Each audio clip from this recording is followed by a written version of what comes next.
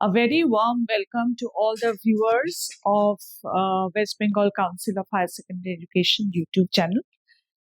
আমার প্রিয় ছাত্রছাত্রীরা, তোমরা নিশ্চয়ই মোটামুটি পরীক্ষার প্রস্তুতি শুরু করে ফেলেছো, কেননা পরীক্ষা একেবারে সামনে চলে এসেছে। প্রস্তুতি পর্ব প্রায় শেষ হয়ে যাওয়ার কথা, এখন শুধু রিভিশন। তো এই রিভিশনের জন্যই, তোমাদের রিভিশনটাকে আরো মজবুত করার জন্য, আরো সুদৃঢ় করার জন্য West Bengal council of higher secondary এডুকেশনের সায়েন্স অ্যান্ড ডেভেলপমেন্ট উইং বিভিন্ন বিষয়ে মডেল কোয়েশ্চেন পেপার ডিসকাশনের যে ভিডিওগুলো আপলোড করেছেন, সেটা নিশ্চয়ই তোমরা দেখতে শুরু করে দিয়েছো। তোমাদের যা যা বিষয় আছে সেই বিষয়ের বেশিরভাগ ভিডিও আপলোড করা হয়ে গেছে। আজ আমি সুলিপি বিশ্বাস তোমাদের কাছে একটা অন্য বিষয় নিয়ে এসেছি। চলো আমরা আজকে দেখি সেই বিষয়টা নিয়ে আমাদের মডেল কোয়েশ্চেনের ডিসকাশন।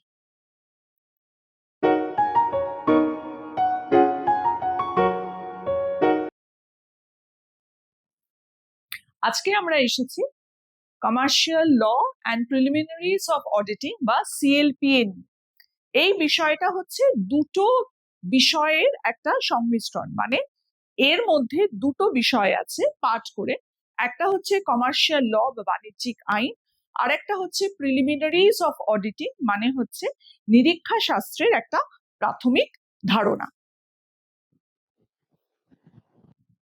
প্রথমেই আমরা দেখে নেব যে আমাদের সেমেস্টার 4, যেটা তোমরা সেমেস্টার 4-এ 12 তারিখ থেকে যে পরীক্ষাটা শুরু হবে, সেই সেমেস্টার 4-এ তোমাদের কি কি ইউনিট বা কি কি টপিক আছে। এই পার্টিকুলার সাবজেক্টটায় এই সেমেস্টারে 4টে টপিক আছে। দুটো ইউনিট হচ্ছে, 4টে ইউনিট আছে। দুটো ইউনিট হচ্ছে কমার্শিয়াল ল থেকে, আর দুটো ইউনিট হচ্ছে প্রিলিমিনারিজ অফ অডিটিং থেকে। ইউনিট 1 হচ্ছে নেগোশিয়েবল ইনস্ট্রুমেন্টস, যেখান থেকে 14 নম্বর আসবে। ইউনিট 2 হচ্ছে ল অফ ইন্স্যুরেন্স, যেখান থেকে 6 নম্বর আসবে। ইউনিট 3 হচ্ছে ভাউচিং, যেখান থেকে 10 নম্বর আসবে। এবং ইউনিট 4 হচ্ছে নিউ ব্রাঞ্চেস অফ অডিটিং, যেখান থেকে 10 নম্বর আসবে। সো টোটাল কমার্শিয়াল ল থেকে 20 নম্বর, 14 এবং 6, এবং প্রিলিমিনারিজ অফ অডিটিং থেকে 20 নম্বর, 10 এবং 10, টোটাল 40 নম্বর বা 40 মার্কসের পেপার হবে, যার জন্য তোমাদের সময় থাকবে 2 ঘন্টা। এটা একটা কিন্তু খুব ইম্পর্টেন্ট জিনিস যে এই 2 ঘন্টার মধ্যে কিন্তু তোমাদের সবকিছু শেষ করে ফেলতে হবে। সুতরাং তোমরা কিভাবে তোমাদের প্রশ্ন চয়ন করবে এবং কিভাবে সেটা লিখবে, সেটা কিন্তু খুব ইম্পর্টেন্ট।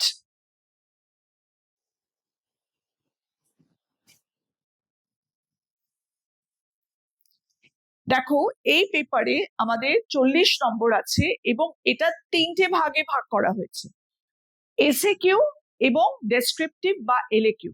এসএকিউর দুটো টাইপ আছে, একটা হচ্ছে 2 মার্কসের টাইপ 1, আর একটা হচ্ছে 3 মার্কসের টাইপ 2। এই দুটো এসএকিউ ছাড়া 5 নম্বরের এলএকিউ বা ডেসক্রিপটিভ টাইপ অফ কোয়েশ্চেন্স আছে। এই ডেসক্রিপটিভ টাইপ অফ কোয়েশ্চেন্স এর মধ্যে পুরোটাই 5 নম্বরের প্রশ্ন আসতে পারে, আবার 2+2+1 আসতে পারে, 2+3+2 আসতে পারে। এইরকম ভাবে বিভিন্ন ভাবে ভেঙেও আসতে পারে, আবার পুরো একটা 5 নম্বরের প্রশ্ন হিসেবেও আসতে পারে। তোমাদের যা ইনস্ট্রাকশন দেওয়া থাকবে, যা মার্কস দেওয়া থাকবে, সেই অনুযায়ী কিন্তু তোমরা প্রশ্নের উত্তর করবে। দেখো, very short answer type questions 2 মার্কসের, সেটা হচ্ছে সেকশন এ। পুরো প্রশ্নপত্রটা তোমরা অলরেডি অনেকগুলো ভিডিও দেখে নিয়েছো, সেই ভিডিওতে বুঝতেও পেরেছো। আবারও বলছি যে পুরো প্রশ্নপত্রটা কিন্তু 3টে সেকশনে ভাগ হচ্ছে।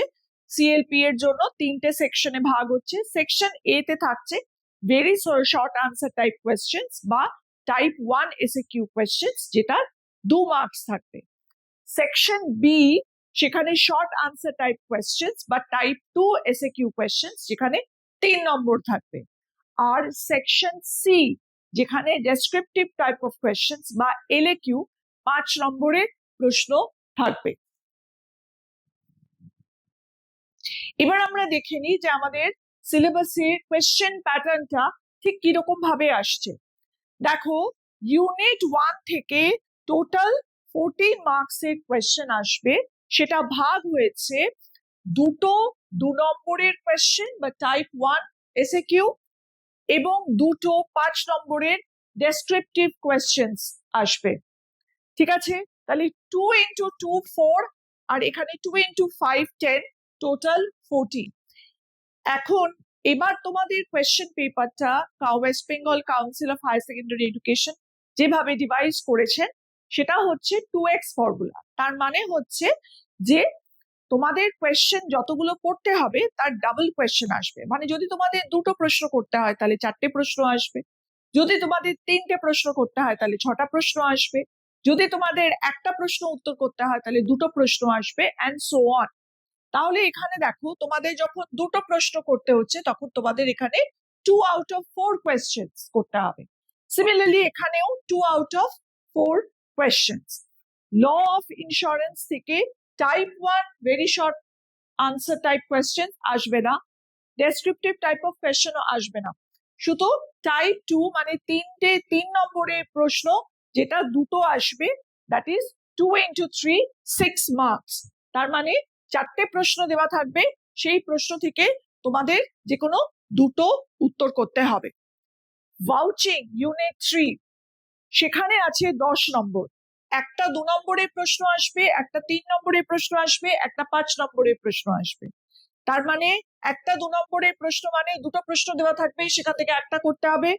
3 নম্বরের প্রশ্নেও দুটো থেকে একটা করতে হবে, 5 নম্বরের প্রশ্নেও দুটো থেকে একটা করতে হবে। In the same way new branches of auditing সেখানেও কিন্তু তোমাদের এই একই প্যাটার্নে আছে যে প্রতিটা টাইপ কোয়েশ্চেন থেকে একটা প্রশ্ন আসবে, তার জন্য দুটো অল্টারনেটিভ দুটো প্রশ্ন দেওয়া থাকবে, সেখান থেকে তোমাদের একটা প্রশ্ন চুজ করতে হবে। টোটাল 2 মার্কসের প্রশ্ন হবে 8, মানে 4টে প্রশ্ন থাকবে। সিমিলারলি 3 নম্বর প্রশ্নেরও 4টে প্রশ্ন থাকবে এবং 5 মার্কসের প্রশ্ন 4টে প্রশ্ন থাকবে। Total 40 marks. এই মার্কস ডিভিশনটা কিন্তু ভীষণ ইম্পর্টেন্ট, এটা ভালো করে ভেবে তবেই কিন্তু লিখবে। এবার আমরা অ্যাকচুয়ালি একটা মডেল কোয়েশ্চেনে আসবো, তার আগে আমরা দেখবো যে দেখো West Bengal council of higher secondary education থেকে এই যে প্রত্যেকটা বিষয়ের একটা আলাদা আলাদা মডেল কোয়েশ্চেন পেপার বার করেছে এবং কোয়েশ্চেন ব্যাংক বার করেছেন। এইটা তোমরা আশা করি তোমরা সবাই কিনে নিয়েছো এবং এখান থেকে সম্ভাব্য যাবতীয় প্রশ্ন আছে সেই প্রশ্নগুলো তোমরা ভালো করে তৈরি করবে, লিখবে। লেখাটা কিন্তু ভীষণ ইম্পর্টেন্ট। আমি সবসময় বারবার করে বলি এবং এখনো বলবো যে লিখে তৈরি না করলে কিন্তু পরীক্ষার খাতায় গিয়ে লিখতে গেলে টাইম ম্যানেজমেন্ট হয় না। টাইম ম্যানেজমেন্ট কিন্তু ভেরি ভেরি ইম্পর্টেন্ট। তোমাদের যেহেতু এখানে অনেকগুলো অপশন আসবে, সুতরাং পরীক্ষার যে প্রশ্নপত্রটা সেই প্রশ্নপত্র ভালো করে পড়ে নিয়ে কোন প্রশ্নটা লিখবো সেইটা কিন্তু সিলেক্ট করতে করতেই সময় চলে যাবে। সেই জন্য you have to be very careful যে প্রশ্নপত্র দিলেই তুমি ভালো করে যখন প্রশ্নটা পড়ছো তখনই কিন্তু তুমি চয়েস করে নিচ্ছ যে তুমি কোন প্রশ্নটা করবে এবং সেটা সুন্দর করে লিখে ফেলবে টাইমের মধ্যে। এইটা কিন্তু ভীষণ ইম্পর্টেন্ট। বারবার করে বলা হচ্ছে যে টাইম ম্যানেজমেন্ট কিন্তু ভীষণ ভীষণ ইম্পর্টেন্ট। তুমি কিন্তু 2 ঘন্টার বেশি সময় পাবে না। এইটা ভালো করে প্র্যাকটিস করবে। সমস্ত বিষয়ে বাকি যে 5টা বিষয় আছে সেই বিষয়েরও যে মডেল কোয়েশ্চেন এবং কোয়েশ্চেন ব্যাংক বেরিয়েছে সেখান থেকেও সমস্ত প্রশ্ন অঙ্ক যা তোমাদের বিভিন্ন বিষয়ের মধ্যে আছে সেইগুলো কিন্তু ভালো করে প্র্যাকটিস করা খুব দরকার। এবার আমরা আসছি এই মডেল কোয়েশ্চেনটা। আচ্ছা, এখানে একটা কথা বলিনি, এই মডেল প্রশ্নটা কিন্তু অ্যাকচুয়ালি মডেল প্রশ্ন, মানে এর থেকে কিন্তু হায়ার সেকেন্ডারিতে প্রশ্ন আসবে এই সেমিস্টার 4-এ এরকম কিন্তু কথা না। এটা একটা সম্ভাব্য, মানে এর প্রশ্ন পত্রটা কিরকম দেখতে হতে পারে সেটার একটা ধারণা তোমাদের দেওয়া হচ্ছে যে কিভাবে সেকশন ভাগ হবে, কিভাবে কোয়েশ্চেন নাম্বারে কতগুলো প্রশ্ন আসবে, কোন টপিক থেকে কত প্রশ্ন আসবে। বুঝতেই পারছো সেমিস্টার 4 কিন্তু তোমরাও প্রথম বসছো, আমরাও প্রথম দেখছি টিচার হিসেবে, আমরাও আগে দেখিনি। সুতরাং এটা পুরোটাই আমাদের কাছে, তোমাদের কাছেও যেমন নতুন, আমাদের কাছেও সেরকম নতুন। সেই জন্য আমরা সবাই একটা ধারণা নিতে চাই যে এই প্রশ্নপত্রটা কিরকম হবে, কিরকম ভাবে প্রশ্নের বিন্যাসটা হবে, কিভাবে আমরা প্রশ্নগুলো চয়েস করব from the given question paper. ঠিক আছে? আচ্ছা, এবার দেখো সেকশন এ, 2 মার্কস ইচ। প্রতিটা প্রশ্নর এখানে কিন্তু 2 নম্বর করে। ঠিক আছে? এবং দেখো কোয়েশ্চেন আছে 1, 2 আর 3, এবং তার মধ্যে অল্টারনেটিভ হচ্ছে ABC করে আছে। ঠিক আছে? তাহলে প্রথম যেটা, answer any 2 of the following 4 questions. 4টে কোয়েশ্চেন দেওয়া আছে, তার মধ্যে 2টো প্রশ্ন করতে।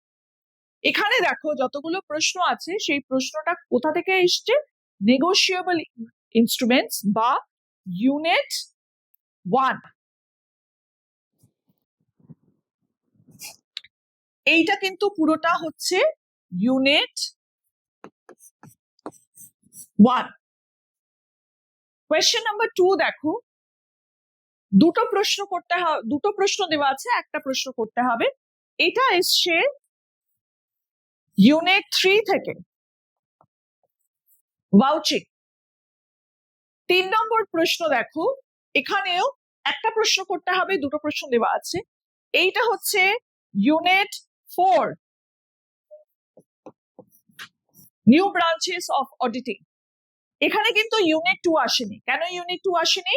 কারণ যখনই কোয়েশ্চেন প্যাটার্নের ডিভিশনটা আমরা বলছিলাম, তখনই আমরা দেখেছি যে ল অফ ইন্স্যুরেন্স বা ইউনিট 2 যেটা, সেখানে কিন্তু 2 নম্বরের প্রশ্ন বা 5 নম্বরের প্রশ্ন নেই, সেখানে শুধুমাত্র 3 নম্বরের প্রশ্ন আসবে।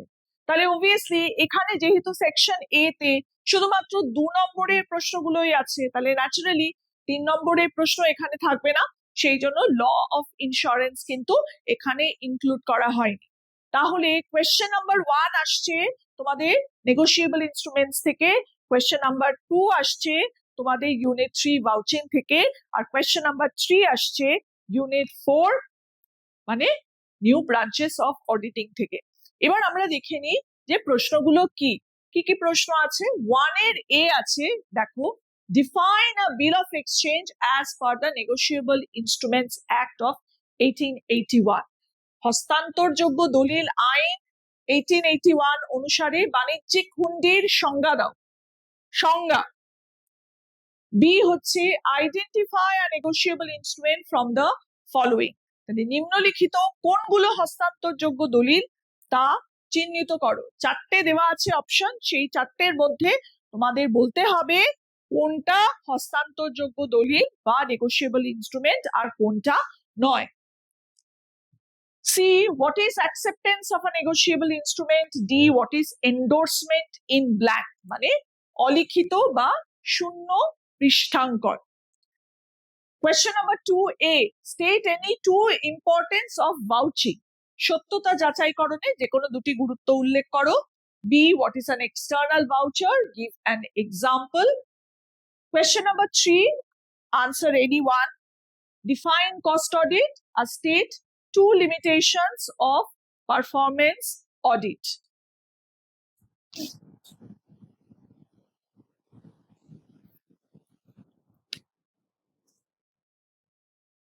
এবার আসছি আমরা সেকশন বি, 3 মার্কস কোয়েশ্চেন। এই 3 মার্কস কোয়েশ্চেনে দেখো, প্রথমটা হচ্ছে দুটো প্রশ্ন করতে হবে যে কোনো 4টে প্রশ্নের মধ্যে। তার মানে 4টে প্রশ্ন দেওয়া আছে, তার মধ্যে যে কোনো দুটো তোমাকে চুজ করতে হবে। এই পুরোটা কিন্তু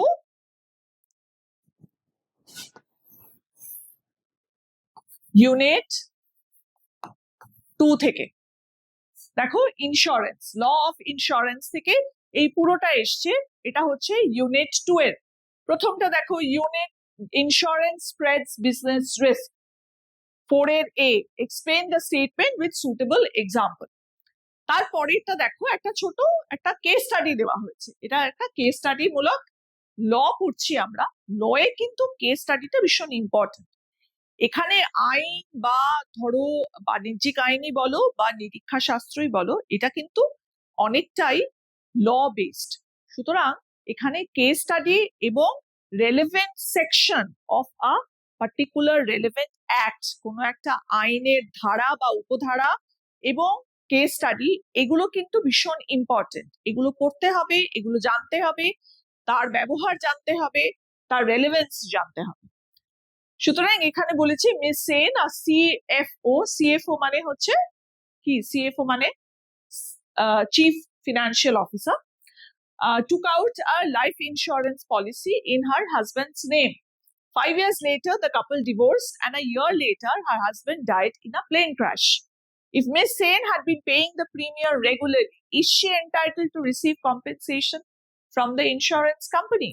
Briefly explain the policy of এটা policy না, এটা actually হওয়ার কথা, এটা হচ্ছে principle. Briefly explain the principle of insurance in this case. তারপর এটা দেখো, discuss in brief any 3 types of life insurance policies. ঠিক আছে, আর state any 3 features of fire insurance. তোমরা এই 4টের মধ্যে যে কোনো দুটো চুজ করে লিখবে। কোয়েশ্চেন নাম্বার 5 কোথা থেকে আসছে? কোয়েশ্চেন নাম্বার 5 আসছে ইউনিট 3 থেকে, ভাউচিং। Where 5A, define vouching. State 2 factors to be considered in vouching. 5B হচ্ছে vouching of transactions is the essence of auditing. লেনদেনের সত্যতা যাচাইকরণ হলো নিরীক্ষার সারবস্তু। Analyze the rationality of the statement, মানে এই উক্তিটা কতটা যৌক্তিক, কতটা যুক্তিযুক্ত, কতটা যুক্তিগ্রাহ্য, সেটা তোমাকে বিশ্লেষণ করতে হবে।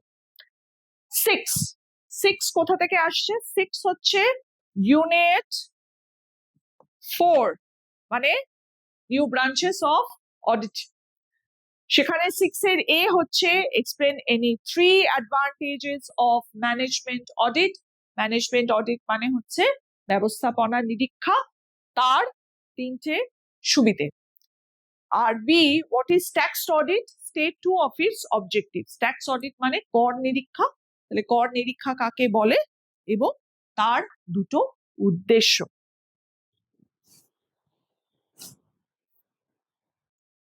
সেকশন সি বা সেকশন সি তে আসছি। সেকশন সি হচ্ছে 5 মার্কস কোয়েশ্চেন। এখানে কিন্তু তোমাদের একটা বড় প্রশ্ন আসবে এবং তার মানে কিন্তু তোমাকে সেই মতো লিখতে হবে। তুমি প্রশ্নে যদি কোনো জায়গায় থাকে যে এক্সপ্লেন করো বা স্টেট করো, তুমি কিন্তু শুধুমাত্র কস্টলি, এক্সপেন্সিভ এরকম ভাবে লিখে দিলে হবে না। তোমাকে কিন্তু সেটা অন্তত একটা লাইনে বা দুটো লাইনে তোমাকে সেটা কিন্তু ব্রিফ এক্সপ্লেনেশন দিতে হবে। এক্সপ্লেন না করে শুধুমাত্র একটা দুটো শব্দে, 3টে শব্দে বা একটা শব্দে শুধু একটা হেডিং লিখে দিলে হবে না। প্রথমে আমরা দেখো এখানে আমাদের প্রথমটা যেটা 7, এইটা হচ্ছে ইউনিট 1, নেগোশিয়েবল ইনস্ট্রুমেন্টস। ঠিক আছে, 7 এর A কি বলছে? State the essential features of a cheque. 7B, distinguish between a bill of exchange and a promissory note.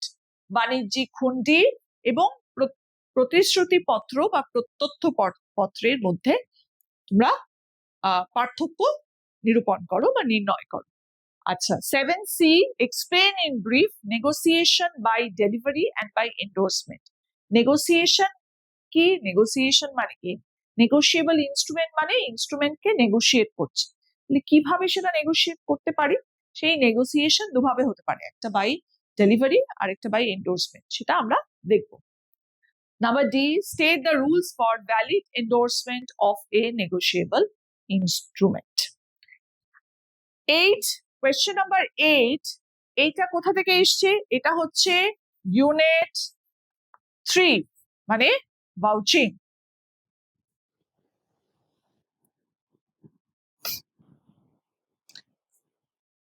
কি আছে 8A, state the objectives of vouching. সত্যতা যাচাইকরণের উদ্দেশ্যগুলো ব্যক্ত করো। B, enumerate the duties of the auditor regarding vouching of cash sales, মানে নগদ বিক্রয়ের ক্ষেত্রে একজন নিরীক্ষকের যা যা দায়িত্ব বা কর্তব্যগুলো থাকে সেগুলো। আর 9, এ হচ্ছে state the general objectives of cost audit, cost audit মানে পরিব্যয় নিরীক্ষা। আর বি হচ্ছে what is social audit, state 3 advantages of social audit. Social audit মানে হচ্ছে সামাজিক নিরীক্ষা। ঠিক আছে, দেখো প্রথম যেটা কোয়েশ্চেন 7-এ দুটো প্রশ্ন করতে হবে বলে তাই তোমাদের 4টে প্রশ্নের অপশন দেওয়া হয়েছে। কোয়েশ্চেন 8-এ একটা করতে হবে বলে তাই তোমাদের দুটো প্রশ্নের অপশন দেওয়া হয়েছে, এবং কোয়েশ্চেন 9-এও একটা প্রশ্ন করতে হবে তাই দুটো প্রশ্নের অপশন দেওয়া হয়েছে।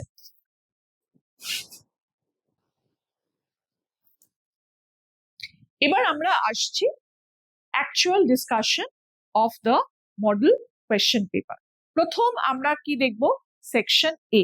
এর আগে একটু বলে নি যে তোমরা যখন প্রশ্নপত্র যখন দেখে লিখতে আরম্ভ করছো তখন এটা কিন্তু ডিজায়ারেবল। আমি বলছি না যে এটা করতেই হবে বা এটা একদম ম্যান্ডেটরি, কিন্তু ইট ইজ ডিজায়ারেবল যে যে সেকশন করছো বা যে প্রশ্ন নম্বর করছো সেটা পুরো শেষ করে তারপরে অন্য প্রশ্নে যাওয়াটাই ভালো।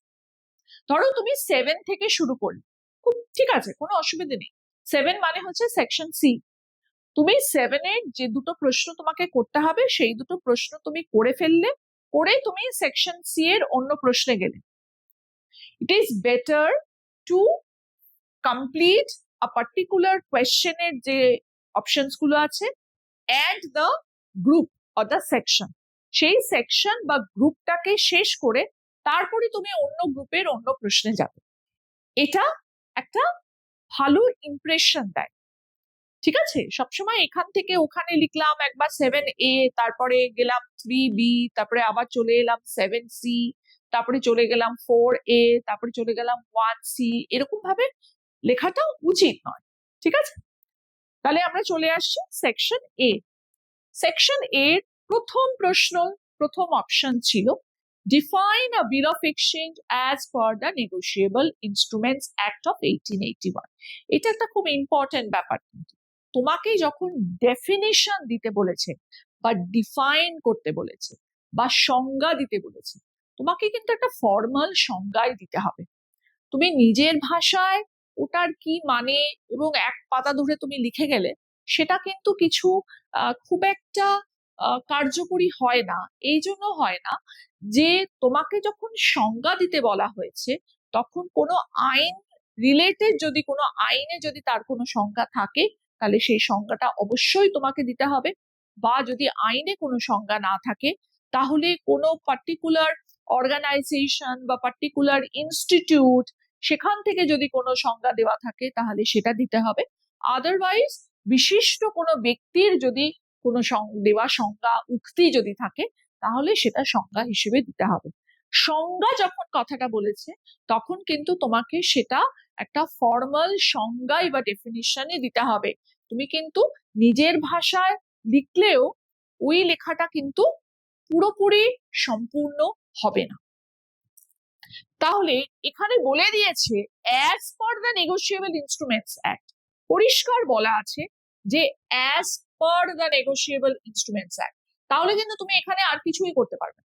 তোমার নেগোশিয়েবল ইনস্ট্রুমেন্ট অ্যাক্টের সেকশন 5 বা 5 নম্বর ধারায় যে ডেফিনিশন দেওয়া আছে, যে সংজ্ঞাটা দেওয়া আছে সেটাই তোমাকে লিখতে হবে। তুমি অন্য কোনো সংজ্ঞা লিখতে পারবে না। সুতরাং তোমাকে যদি বলে দেয় এই কথাটা তাহলে কিন্তু তুমি অন্য কিছু লিখতে পারো না। তাহলে কি লেখা আছে, as per section 5 of the negotiable instruments act, a bill of exchange is an instrument in writing. Instrument in writing, writing হতে পারে, ভার্বাল হবে না। ভার্বাল করতে হয় না, bill of exchange is never verbal. Containing an unconditional order, এই জিনিসগুলো কিন্তু লিখতে হবে তোমাকে, মানে এটা কিন্তু ভীষণ ইম্পর্টেন্ট। এগুলো যদি একটাও মিস হয়ে যায় তাহলে কিন্তু সেটা বিল অফ এক্সচেঞ্জ নয়। তাহলে প্রথমত এটা ইনস্ট্রুমেন্ট ইন রাইটিং, দ্বিতীয়ত it must contain an unconditional order sign by the maker, maker যদি সাইন না করে তাহলে সেই বিল অফ এক্সচেঞ্জ ভ্যালিড নয়। Directing a certain person to pay a certain sum of money, certain person, certain sum of money only to or to the order of a certain person. এই certainty টা খুব important. যে কাউকে কাল যার সঙ্গে তোমার প্রথম দেখা হবে এরকম নয়, তার নামটা দেওয়া থাকবে। It is very very important that car order এবং কাকে অর্ডার দেওয়া হচ্ছে, কাকে পেমেন্ট করা হবে, প্রত্যেকের নাম পরিষ্কার করে লেখা থাকবে। Or to the bearer of the instrument, যে ইনস্ট্রুমেন্টটা যার হাতে থাকবে, মানে হোল্ডার অফ দ্য ইনস্ট্রুমেন্ট তাকে। ঠিক আছে, এটা একটা অনেক দিনের পুরনো, অনেক অনেক বছরের পুরনো, 1936 বোধহয় পুরনো একটা মার্কেন্টাইল ব্যাংক অফ ইন্ডিয়া লিমিটেডের একটা বিল অফ এক্সচেঞ্জ, সেই বিল অফ এক্সচেঞ্জের একটা এক্সাম্পল। এটা তোমাদের জাস্ট বোঝানোর জন্য এটা দিয়েছি। কিন্তু এই যে definition, whether it is a bill of exchange, whether it is a promissory note or a check, definition যা দেওয়া আছে নেগোশিয়েবল ইনস্ট্রুমেন্টস অ্যাক্টে সেটাই কিন্তু দিতে হবে। যদি এই কথাটা নাও বলা থাকে যে as per the negotiable instruments act, তোমাকে যদি বলে দিল define a bill of exchange or define a cheque or define a promissory note, তোমাকে কিন্তু নেগোশিয়েবল ইনস্ট্রুমেন্টস অ্যাক্টে যেহেতু ডেফিনেশন দেওয়া আছে, তোমাকে কিন্তু সেই ডেফিনেশনটাই দিতে হবে। এটা দিতেই হবে, কিছু করার নেই। ঠিক আছে, সুতরাং আইন যখন পড়ছো তখন আইনে যা লেখা আছে তোমাকে সেটাই লিখতে হবে। তুমি তো নতুন করে আইন বাড়াতে পারছো না, কিছু তো করার নেই, তোমাকে তো ওই ওই জিনিসটাই লিখতে হবে। সুতরাং যদি প্রমিসরি নোট হয় তাহলে সেকশন 4 অনুযায়ী লিখতে হবে, যদি চেক হয় তাহলে সেকশন 6 অনুযায়ী লিখতে হবে, যদি বিল অফ এক্সচেঞ্জ হয় তাহলে সেকশন 5 অনুযায়ী লিখতে হবে।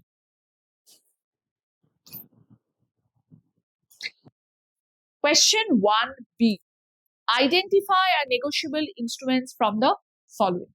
দেখো চারটে দেওয়া আছে, একটা হচ্ছে অর্ডার চেক বা আদেশবাহী চেক, একটা হচ্ছে ইনভয়েস বা চালান। ইনভয়েস বা চালান আমরা কোথায় দেখেছি? আমরা দেখেছি পারচেজ বা সেল করলে purchase invoice, sales invoice.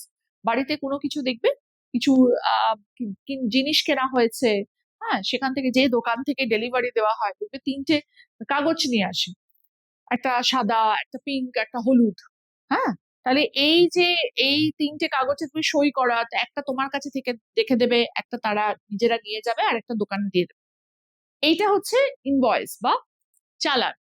Dividend warrant, dividend warrant মানে হচ্ছে ডিভিডেন্ড যে পেমেন্ট করা হয়েছে তার একটা ডকুমেন্ট, যেটাকে বলা হয় লভ্যাংশ পত্র। এবং ডিমান্ড বিল মানে bill which is payable on demand, মানে ডিমান্ড করলেই সেই বিল অফ এক্সচেঞ্জের এগেনস্টে পেমেন্ট করতে হবে। হ্যাঁ, দাবি মাত্র দেও হুঁটি।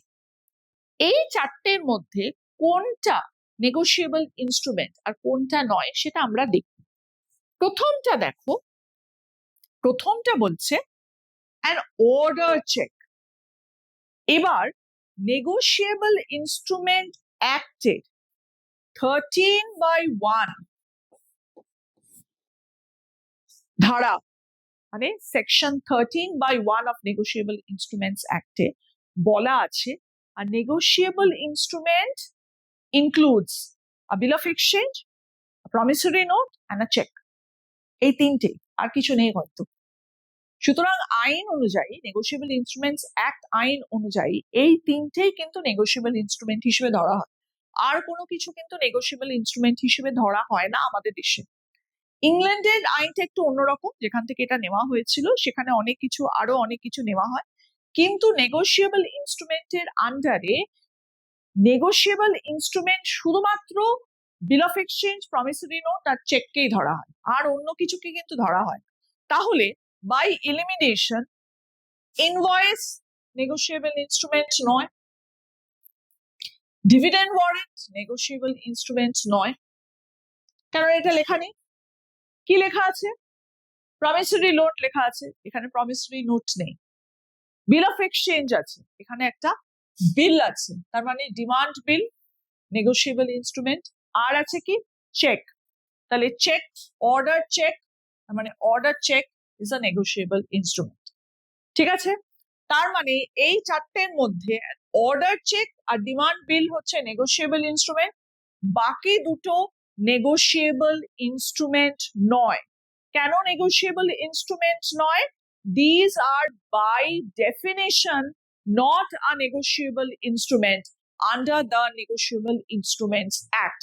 নেগোশিয়েবল ইনস্ট্রুমেন্ট আইন যেটা, হস্তান্তরযোগ্য দলিল আইন যেটা, সেই আইনের মধ্যে এগুলো হস্তান্তরযোগ্য দলিল হিসেবে গণ্য করা হয় না। যখন আইনে গণ্য করা হয় না তখন তারা নেগোশিয়েবল ইনস্ট্রুমেন্টস নয়।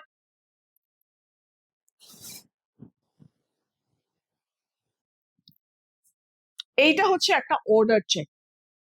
This is an example of an order cheque. কি করে এটা অর্ডার চেক? বিকজ এই বেয়ারার কথাটা কেটে দেওয়া হয়েছে।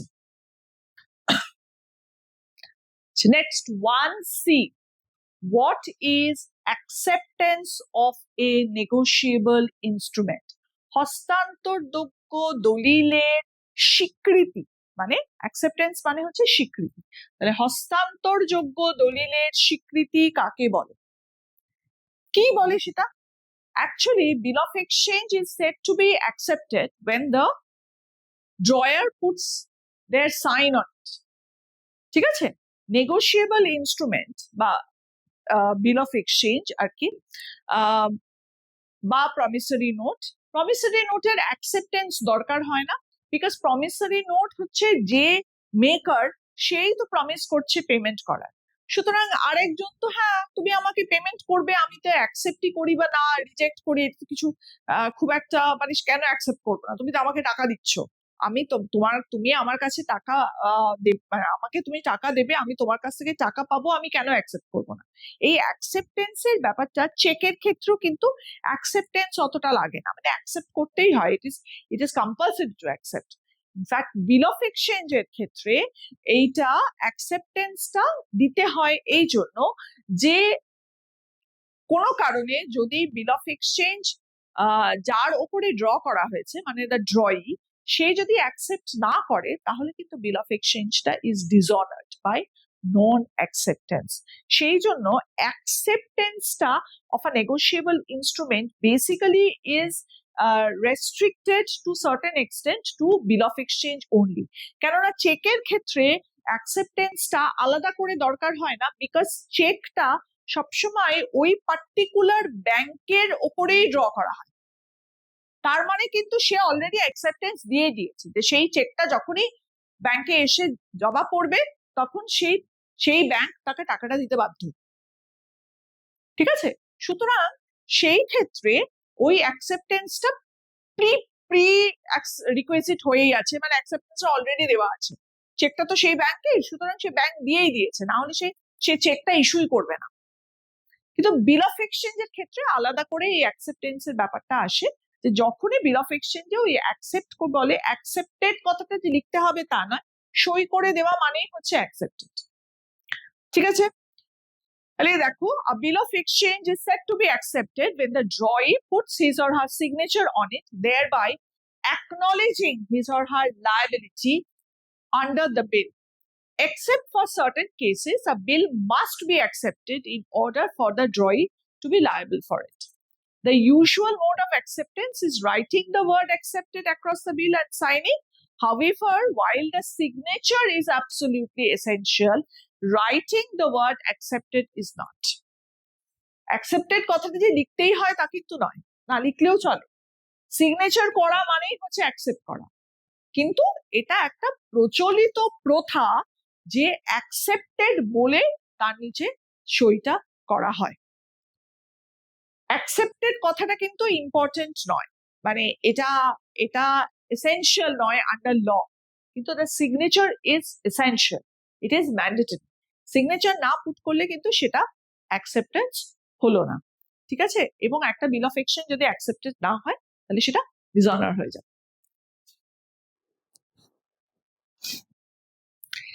1D, what is endorsement in blank? অলিখিত বা শূন্য পৃষ্ঠাঙ্কর কাকে বলে? ইফ দ্য এন্ডোর্সার, ধরো আমি একটা বিল ড্র করছি, ঠিক আছে, বা ধরো এ বিল ড্র করেছে অন বি, তাহলে এ ড্রয়ার, বি ড্রয়ি, ঠিক আছে। এবার এ এই বিলটাকে সি কে এন্ডোর্স করতে চাইছে, ঠিক আছে। এন্ডোর্স করার সময় সে ধরো কিছু লিখলো না, সে শুধু সই করে দিল। This is called endorsement in blank. এই এন্ডোর্সমেন্ট ইন ব্ল্যাঙ্ক হওয়ার মানে কিন্তু এই পার্টিকুলার ইনস্ট্রুমেন্টসটা কিন্তু বেয়ারার ইনস্ট্রুমেন্ট হয়ে গেল, যে whoever holds that instrument will be entitled to get pay. খুব ইম্পর্টেন্ট। এই এন্ডোর্সমেন্ট ইন ব্ল্যাঙ্ক মানে কিন্তু সেই পার্টিকুলার যে বিল অফ এক্সচেঞ্জ বা ইনস্ট্রুমেন্ট, প্রমিসরি নোট বা cheque, whatever the case may be, সেই নেগোশিয়েবল ইনস্ট্রুমেন্টটা কিন্তু বেয়ারার ইনস্ট্রুমেন্ট হয়ে যায়। তাহলে এন্ডোর্সমেন্ট ইন ব্ল্যাঙ্ক মানে হচ্ছে কারোর নাম লেখা হলো না, কোনো শব্দ লেখা হলো না, কিচ্ছু হলো না, শুধুমাত্র সই করা হলো। কিন্তু যে মুহূর্তে এইখানে লিখে দিলাম পে টু সি, সেটা আর ব্ল্যাঙ্ক এন্ডোর্সমেন্ট থাকলো না, সেটা ব্ল্যাঙ্ক এন্ডোর্সমেন্ট থেকে এন্ডোর্সমেন্ট ইন ফুল হয়ে গেল। সো এন্ডোর্সমেন্ট ইন ব্ল্যাঙ্ক মানে হচ্ছে এখানে শুধুমাত্র সিগনেচার থাকবে, আর কিচ্ছু থাকবে না। ঠিক আছে? যে মুহূর্তে কারোর নাম এখানে পুট করে দেওয়া হলো, তখন সেই endorsement in blank is converted into endorsement in full. So this is what is known as endorsement in blank.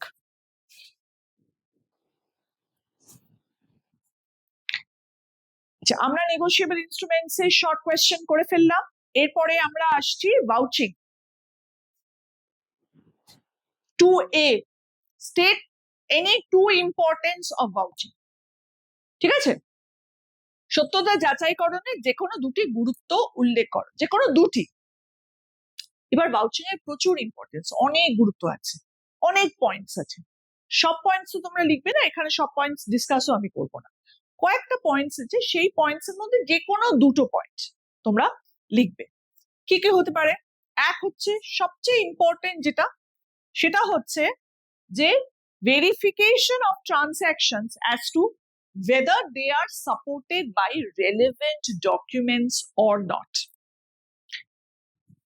Purchase করলে ইনভয়েস, হ্যাঁ, গুডস রিটার্ন হলে ডেবিট নোট, রিটার্ন করলে বা হলে ডেবিট নোট, ক্রেডিট নোট, বা বিভিন্ন অন্য কিছু ক্যাশ বুক, তারপরে ধরো ক্যাশ মেমো, ব্যাংক স্টেটমেন্ট, বিভিন্ন রকমের ভাউচার্স থাকতে পারে, বিভিন্ন রকমের ডকুমেন্টস থাকতে পারে।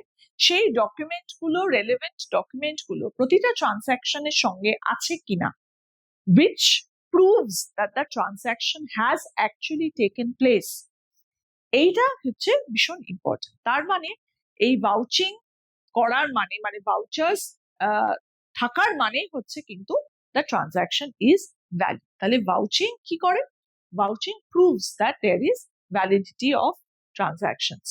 Next, detection of errors. কি করে এরার ডিটেক্ট করতে পারে? Through vouching, by comparing the entries of transactions with supporting documents. Supporting documents এর এগেনস্টে এন্ট্রিজ গুলো প্রত্যেকটা ডেট ওয়াইজ কম্পেয়ার করে দেখে নেয় যে সবকিছু ঠিকঠাক আছে কিনা। আনকাভারিং falsification such as unauthorized payment or fictitious transactions. ধরো কিছু পেমেন্ট এমন দেখা গেল যে কিছু স্যালারি হিসেবে পেমেন্ট করা হয়েছে, অথচ যে পে স্লিপ আছে বা পে রোল আছে সেখানে কিন্তু সেটা দেখানো হয়নি, কিন্তু টাকা অনেকটাই আলাদা করে দেখানো হয়েছে। তাহলে সেখানে সেটা would be what? That would be a false or fictitious payment, তাই না?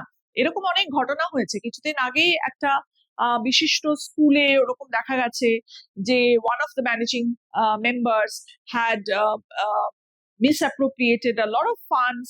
সেখানে প্রচুর টাকা এইভাবে দেখানো হয়েছে যে that as salary payment. Salary payment কিন্তু হয়নি, কিন্তু দেখানো হয়েছে স্যালারি পেমেন্ট হিসেবে। তাহলে অবভিয়াসলি এটা যখন অডিট করা হয়েছে, ন্যাচারালি ভাউচারের সঙ্গে মিলিয়ে দেখা হয়েছে এবং ডকুমেন্টস, রেলেভেন্ট ডকুমেন্টের সঙ্গে মিলিয়ে যখন দেখা যাচ্ছে যে না এরকম পেমেন্ট হয়নি, ওটা ইনফ্লেট করে দেখানো হয়েছে, তাহলে অবভিয়াসলি এই ফলসিফিকেশন অফ অ্যাকাউন্টস বা ম্যানিপুলেশন অফ অ্যাকাউন্টস গুলো প্রপার ভাউচিং করলে নিশ্চয়ই বেরিয়ে যাবে। তাহলে vouching helps in uncovering falsification of accounts or books of accounts, next হচ্ছে it helps in detection of misappropriation of funds. ওই ফলসিফিকেশন অফ অ্যাকাউন্টস করলে মিসঅ্যাপ্রোপ্রিয়েশন ফান্ডস চলেই আসে। যে মিসঅ্যাপ্রোপ্রিয়েশন অফ ফান্ডস মানে হচ্ছে যে ধরো all ensuring all the transactions are legitimate, এমন কোনো ইলিগাল ট্রানজাকশন বা ফলস ট্রানজাকশন বা ফিকটিশিয়াস ট্রানজাকশন বা পেমেন্ট দেখানো হয়নি। Improvement in financial reporting by ensuring the accuracy of financial records, মানে যদি দেখা যায় সমস্ত এন্ট্রিজ এগেইনস্টে সাপোর্টিং ডকুমেন্টস আছে, all documents are in order, সবকিছু একদম পরিষ্কার করে সুন্দর করে মেনটেন করা হয়েছে, ভাউচিং এ দেখা গেল এভরিথিং ইজ অন অর্ডার, তাহলে অবভিয়াসলি তার উপরে বেস করে যে ফিনান্সিয়াল স্টেটমেন্টস গুলো তৈরি করা হবে naturally they would be true and correct, তাহলে obviously financial reporting অনেক improve করবে এই যে accuracy of financial records, ensuring proper compliance and disclosure of financial statements, যে এই যে অ্যাকাউন্টিং রেকর্ডস গুলো রাখা হয়েছে according to the proper accounting principles and methods and concepts or not, যে যে অ্যাকাউন্টিং পলিসি গুলো ফলো করা হয়েছে সেগুলো প্রপারলি তার ডকুমেন্টেশন আছে কিনা সেগুলো দেখে, তার মানে obviously according to law, say for example in case of companies, joint stock companies, এই সমস্ত কোম্পানিজ অ্যাক্ট অনুযায়ী যা যা কিছু করার দরকার সেইভাবে করতে হবে, তাহলে তার জন্য যে রেলেভেন্ট যা যা ডকুমেন্টস দরকার সেগুলো সমস্ত রাখতে হবে, তাহলে সেগুলো যদি রাখা যায় তো সবকিছু রাখা হয়েছে, তাহলে obviously all legal and other compliance have been met, তাহলে naturally the financial records and financial statements are true and fair. And naturally, obviously the stakeholders, the shareholders, the investors, the creditors, the government, এই সমস্ত যে stakeholders রা আছে, they get an assurance যে হ্যাঁ সবকিছু যেহেতু in order আছে, সুতরাং তার মানে all the financial records and resultant financial statements, they provide a true and fair view of the financial operations and the financial position of the organization. ঠিক আছে? আচ্ছা,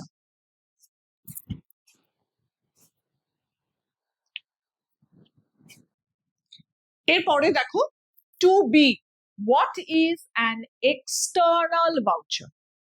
Give an example. External voucher মানে হচ্ছে বাহ্যিক voucher, মানে বাইরে থেকে যে ভাউচারটা এসছে, তাহলে a voucher that originated from outside sources, মানে অর্গানাইজেশনের বাইরে থেকে যেটা আসে, originates from outside sources are known as external vouchers. It is a document which is created by a third party. আলাদা, ঠিক আছে, যেমন ব্যাংক স্টেটমেন্ট হতে পারে, তাহলে ব্যাংক করেছে, হ্যাঁ, বা ব্যাংক থেকে একটা লোন নিয়েছি, তার যে mortgage did, those are external vouchers outside the organization that acts as a documentary proof of a business transaction. কি কি এক্সাম্পল দেখো, মর্গেজ ডিড বা ব্যাংক স্টেটমেন্ট, এটা একটা ব্যাংক স্টেটমেন্টের একটা স্যাম্পল ব্যাংক স্টেটমেন্ট দেওয়া হয়েছে, এই ব্যাংক স্টেটমেন্টটা is always prepared by the bank, তাহলে সেই ব্যাংক স্টেটমেন্টটা is considered to be an external voucher because it is not prepared by the organisation. Organisation কিন্তু ব্যাংক স্টেটমেন্ট প্রিপেয়ার করে না, বা অর্গানাইজেশন যদি ধরো পিএনবি থেকে বা ধরো এসবিআই থেকে বা কোনো পার্টিকুলার ব্যাংক থেকে একটা লোন নিয়েছে, তাহলে সেই লোনের যে লোন ডিড বা মর্গেজ ডিড যেটা ব্যাংক তৈরি করে সেটা কিন্তু ব্যাংকের তৈরি করা, this is not prepared by the organisation. তাহলে সেই যে ব্যাংকের তৈরি করা যে পার্টিকুলার ডকুমেন্টসটা, সেই ডকুমেন্টসটা will be considered as an external voucher. আচ্ছা, নেক্সট আমরা কিসে আসছি? আমরা আসছি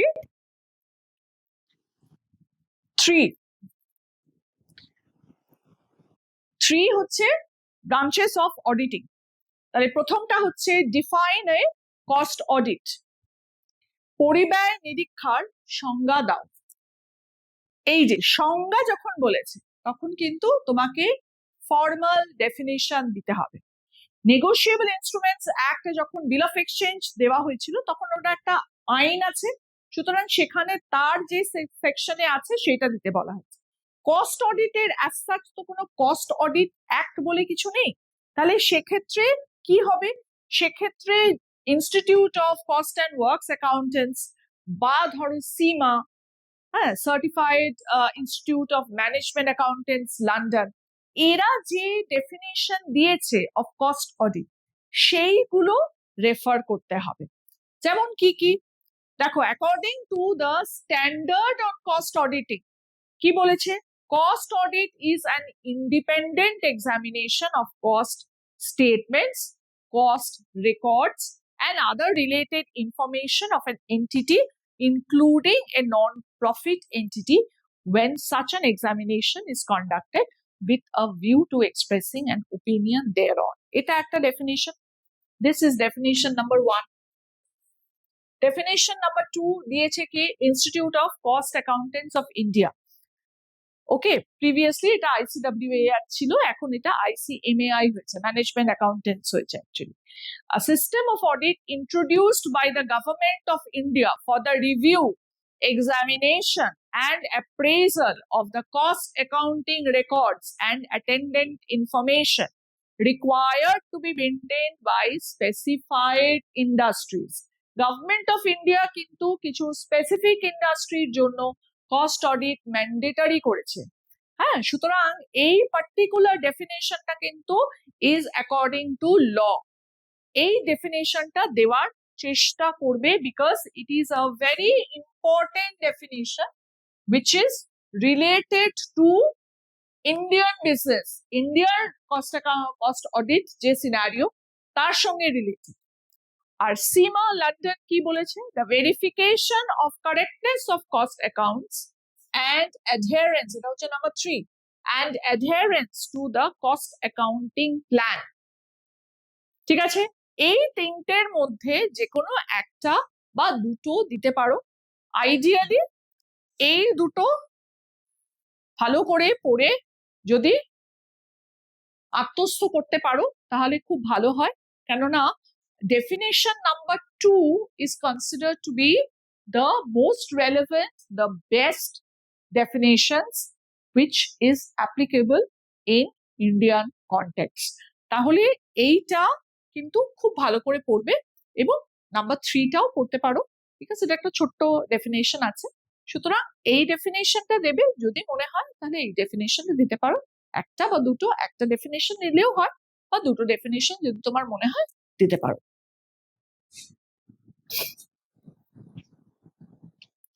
The next 3B, state 2 limitations of performance audit. Performance audit কে বাংলায় কি বলে, কার্য সম্পাদন নিরীক্ষা। তাহলে 2 limitations মানে দুটো সীমাবদ্ধতা। কি কি হতে পারে, এক হচ্ছে in case of performance audit কি অ্যাকচুয়ালি, পারফরমেন্স অডিট হচ্ছে efficiency audit of departments, of divisions, of organisation as a whole বা একটা পার্টিকুলার প্লান্ট, হ্যাঁ এইরকম, তা সে কিরকম পারফর্ম করছে সেইটা হচ্ছে মানে তার how efficiently it is utilising it's available resources to get the maximum benefit. এইটাই কিন্তু পারফরমেন্স অডিটের মেন ভাবনা। তাহলে পারফরমেন্স অডিটের লিমিটেশনস কি, the information or the data which is required to estimate the performance or the efficiency that might not be readily available. তার performance কি হচ্ছে না হচ্ছে, কত এফিশিয়েন্টলি সে কাজ করছে, সেটা হয়তো রেডিলি অ্যাভেলেবল না হতে পারে, অনেক পরে পাওয়া গেল বা অনেক ইট ইজ ভেরি কমপ্লিকেটেড এবং কাম্বারসাম, এবং যখন পাওয়া গেল তখন দেখা গেল তার রেলেভেন্সটা চলে গেছে। Number 2, it is very time consuming because each and every operation is checked separately to determine the degree of assurance and the degree of efficiency. তো সেই জন্য প্রতিটা অপারেশন যেহেতু আলাদা আলাদা আলাদা করে করে তার মেজার করা হয় তার পারফরমেন্সটা, naturally it is very very time consuming.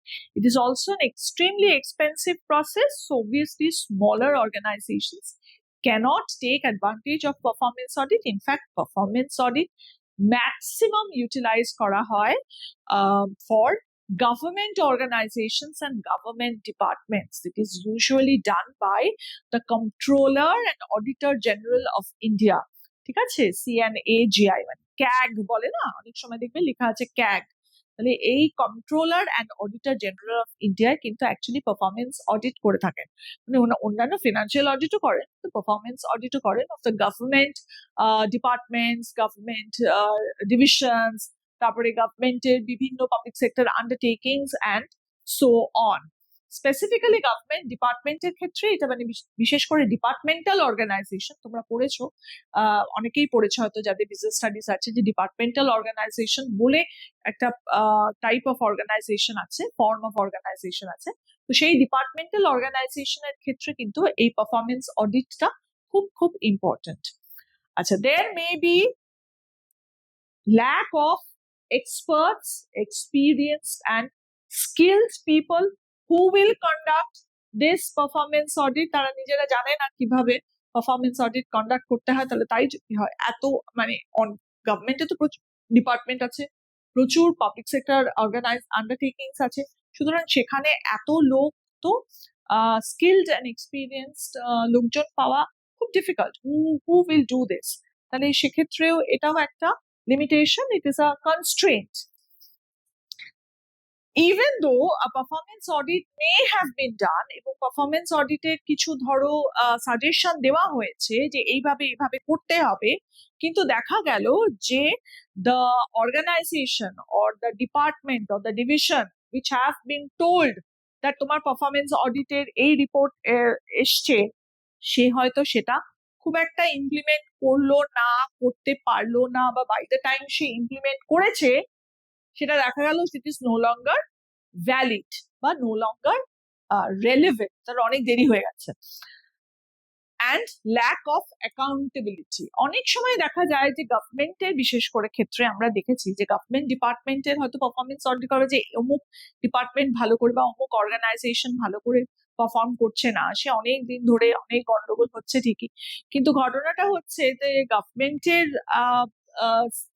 Action নিতে নিতে ইট ইজ ভেরি লেট হয়ে যায়। ধরো তার মধ্যে দেখা গেল হয়তো গভর্নমেন্ট চেঞ্জ হয়ে গেল, the moment the government change হয়ে গেলে তখন সেই আগের যে অ্যাকশনটা নেওয়ার দরকার ছিল সেই অ্যাকশনটা তো পরের গভর্নমেন্ট এসে নিতে কবে নেবে, নিতে নিতে ইট ইজ অ্যানাদার ডিলে, এবং সেই যত বেশি ডিলে হবে সো ন্যাচারালি বুঝতেই পারছো ডিলের পর ডিলে মানে ফাইনালি দেখা গেল যে সেটার অ্যাকাউন্টেবিলিটি সে হারিয়ে ফেললো, যেটা দরকারই নেই, কি হচ্ছে আমরা তো করিনি, আগের গভর্নমেন্ট করে গেছে, সুতরাং why should we take responsibility of their problems or their fault, আমাদের তো এটা ফল্ট নয়, আমরা তো এটা করিনি, সেটাও হতে পারে।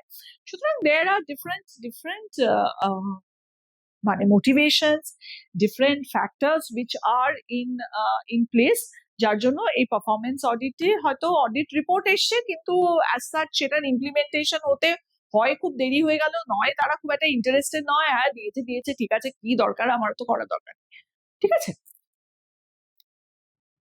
এর মধ্যে থেকে যে কোনো দুটো, there are lots of other limitations also, these are the most important limitations, and মোটামুটি 6টা লিমিটেশনস আমি এখানে মেনশন করেছি, এর মধ্যে থেকে যে কোনো দুটো লিখবে। আচ্ছা, আমাদের সেকশন এ হয়ে গেল, ঠিক আছে, এরপরে আমরা যাচ্ছি সেকশন বি। সেকশন বি তে কত নম্বরের প্রশ্ন আসবে? 3 নম্বরের প্রশ্ন, মানে 3 মার্কস কোয়েশ্চেন। 3 মার্কস কোয়েশ্চেনে দেখো প্রথমটা ছিল 4A, insurance spreads business risk, explain the statement. তাহলে এই যে ইন্স্যুরেন্স স্প্রেডস বিজনেস রিস্ক, এটার মানে কি? যে বিজনেসের যে রিস্ক আছে সেইটা ছড়িয়ে দেয়,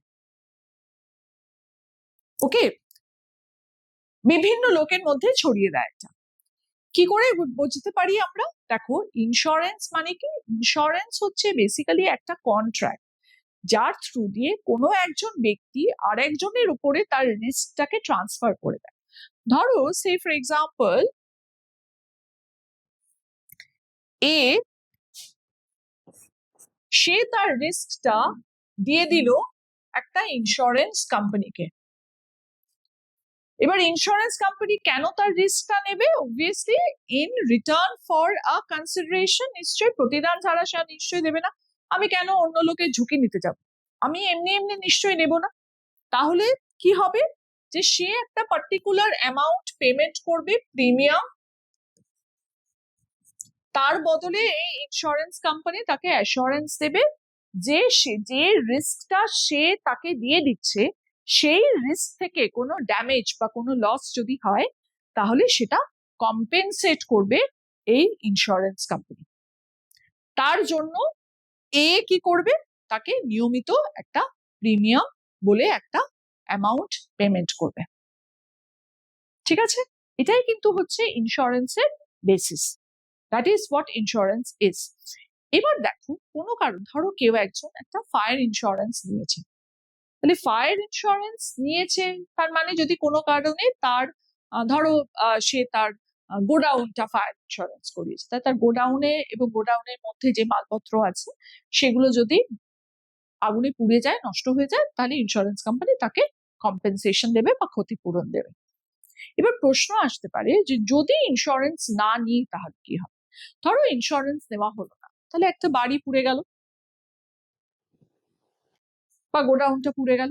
সেই গোডাউনটা পুড়ে গেলে যদি ইন্স্যুরেন্স না নেওয়া থাকে, আমি দুভাবে সেই বাড়িটার লস বা সেই গোডাউনটার লসটাকে আমি কম্পেনসেট বা লসটাকে আমি পূরণ করতে পারি। কিভাবে করতে পারি? একটা ব্যাংক থেকে লোন নিয়ে আবার একটা নতুন করে গোডাউন তৈরি করলাম, করে তার মধ্যে জিনিসপত্র আবার নিয়ে এলাম, অথবা আমার কাছে যে টাকা ছিল, আমার সেভিংস হোক বা আমার ব্যাংকে যে টাকা ছিল, সেই টাকাটা দিয়ে আমি আবার সেটাকে পুরোটা খরচ করে আমি আবার ওই গোডাউনটাকে তৈরি করলাম, তার জিনিসপত্র আবার নতুন করে কিনলাম।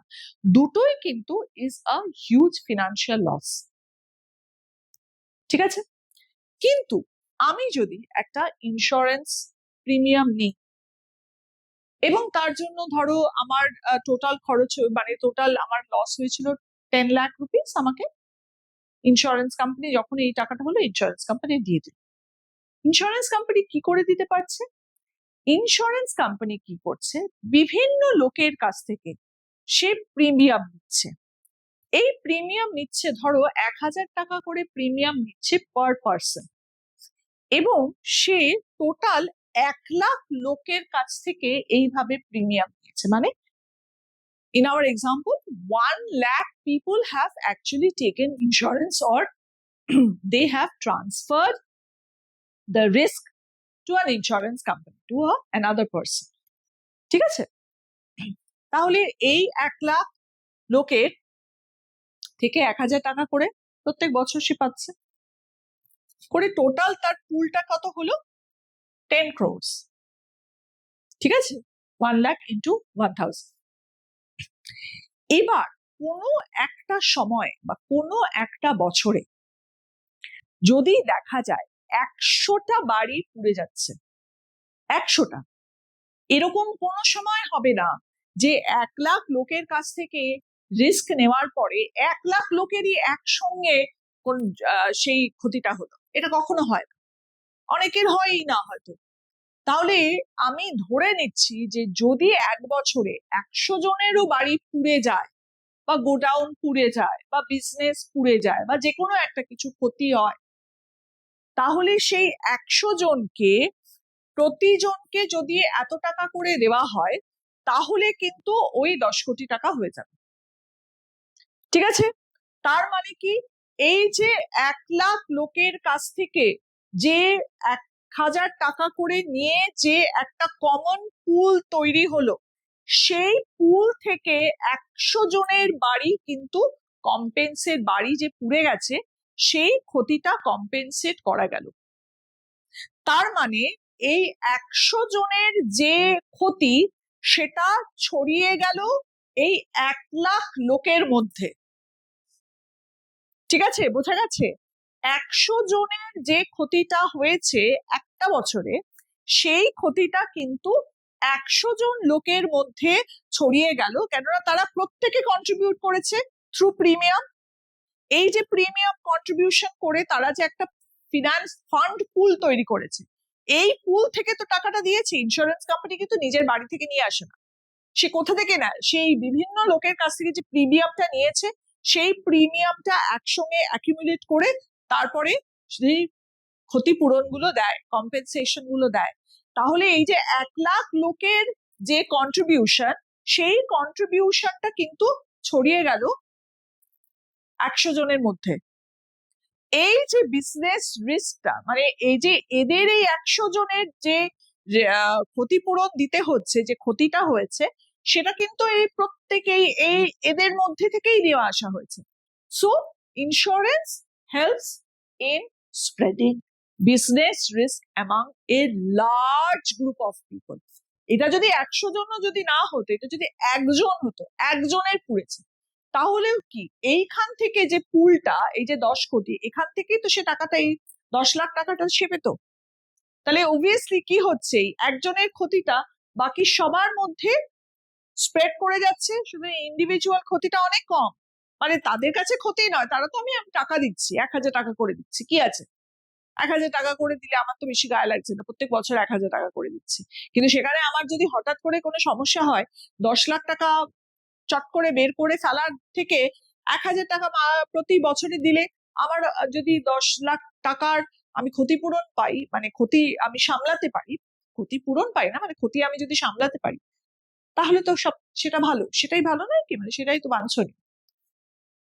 ঠিক আছে, তাহলে this is what is known as insurance spreads business risk. আচ্ছা, নেক্সট হচ্ছে মিস সেন, যে CFO, Chief Financial Officer, took out a life insurance policy in her husband's name. এটা বলেছে, দেখো মিস সেন একজন CFO, তার স্বামীর নামে একটি জীবন বীমা পত্র নিয়েছিলেন। 5 বছর পর এই দম্পতির বিবাহ বিচ্ছেদ হয় এবং আরো 1 বছর পর তার স্বামী একটি বিমান দুর্ঘটনায় মারা যান। মিস সেন যদি নিয়মিত প্রিমিয়াম পরিশোধ করতে পারেন, করে থাকেন, তাহলে তিনি কি বীমা কোম্পানির কাছ থেকে ক্ষতিপূরণ পাওয়ার অধিকারী? এক্ষেত্রে বীমা নীতিটি সংক্ষেপে ব্যাখ্যা করো।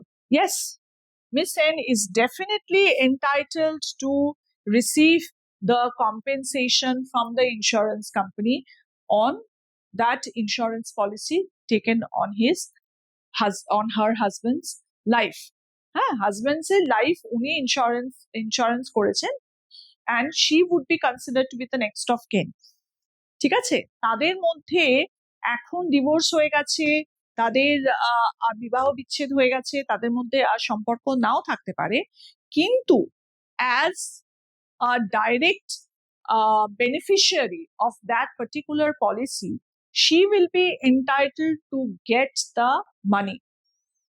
ঠিক আছে, মানে উনি কিন্তু টাকাটা পাওয়ার অধিকারী হবে। এটা কেন?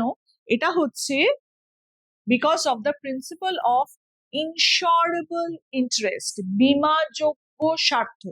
বীমাযোগ্য স্বার্থ মানে হচ্ছে the financial interest in the subject matter of the insurance policy, মানে ইন্স্যুরেন্সের যে সাবজেক্ট ম্যাটারটা, এখানে লাইফ, এই লাইফে কিন্তু তখন তার একটা স্বার্থ ছিল, এখন নেই হয়তো, কিন্তু তখন নেই। পলিসি নেওয়ার সময় যেহেতু এই বীমাযোগ্য স্বার্থটা ছিল, সেই জন্য Miss Sen will be entitled to receive the money. Life ইন্স্যুরেন্সের ক্ষেত্রে বীমাযোগ্য স্বার্থ বা insurable interest must be present at the time of taking the policy. It is not necessary to be present at the time of the actual loss. Actual lossের সময় যদি নাও থাকে, time of the পলিসির সময় যদি নেওয়ার সময় যদি থাকে, তাহলেই যথেষ্ট। He or she will be entitled to receive the money. ঠিক আছে, এই ইন্স্যুরেবল ইন্টারেস্টটা কাকে বলে, এবং সেই ইন্স্যুরেবল ইন্টারেস্টটা তখন এখানে তোমাকে বিশদে ব্যাখ্যা করতে হবে, আরো বিশদে ব্যাখ্যা করতে হবে। এটা আমি জাস্ট ইন্ডিকেশন দিয়েছি। সুতরাং ইন্স্যুরেবল ইন্টারেস্ট কি এবং ইন্স্যুরেবল ইন্টারেস্ট কেন লাইফ ইন্স্যুরেন্সের ক্ষেত্রে কোথায় থাকে, ফায়ার ইন্স্যুরেন্স বা মেরিন ইন্স্যুরেন্সের ক্ষেত্রে কিন্তু তা নয়। ফায়ার ইন্স্যুরেন্স বা মেরিন ইন্স্যুরেন্সের ক্ষেত্রে কিন্তু at the time of loss ওনারশিপটা কার কাছে আছে সেটা কিন্তু জানাটা ভীষণ ইম্পর্টেন্ট, এবং সেই কিন্তু ক্ষতিপূরণ হবে। ফায়ার ইন্স্যুরেন্স ক্ষেত্রে ধরো একটা জায়গা থেকে আরেকটা জায়গায় জিনিসপত্র পাঠানো হলো, মাঝখানে আগুন ধরে গেল, তাহলে সেক্ষেত্রে কি হবে? সেই জিনিসটা কার, বাইরের না সেলারের? যদি সেলারের থাকে তাহলে সেলার ক্ষতিপূরণ পাবে, যদি বাইরের হয়ে যায় তাহলে বাইরের ক্ষতিপূরণ পাবে। So it becomes very important to understand যে ইন্স্যুরেবল ইন্টারেস্টটা কার কাছে আছে, যে ওনারশিপটা ট্রান্সফার হয়ে গেছে কিনা। তো at the time of the loss where is the insurable interest, সেটা কিন্তু খুব ইম্পর্টেন্ট, কিন্তু লাইফ ইন্স্যুরেন্সের ক্ষেত্রে সেটা নয়। আচ্ছা, নেক্সট হচ্ছে 4C, discuss in brief any 3 types of life insurance policy.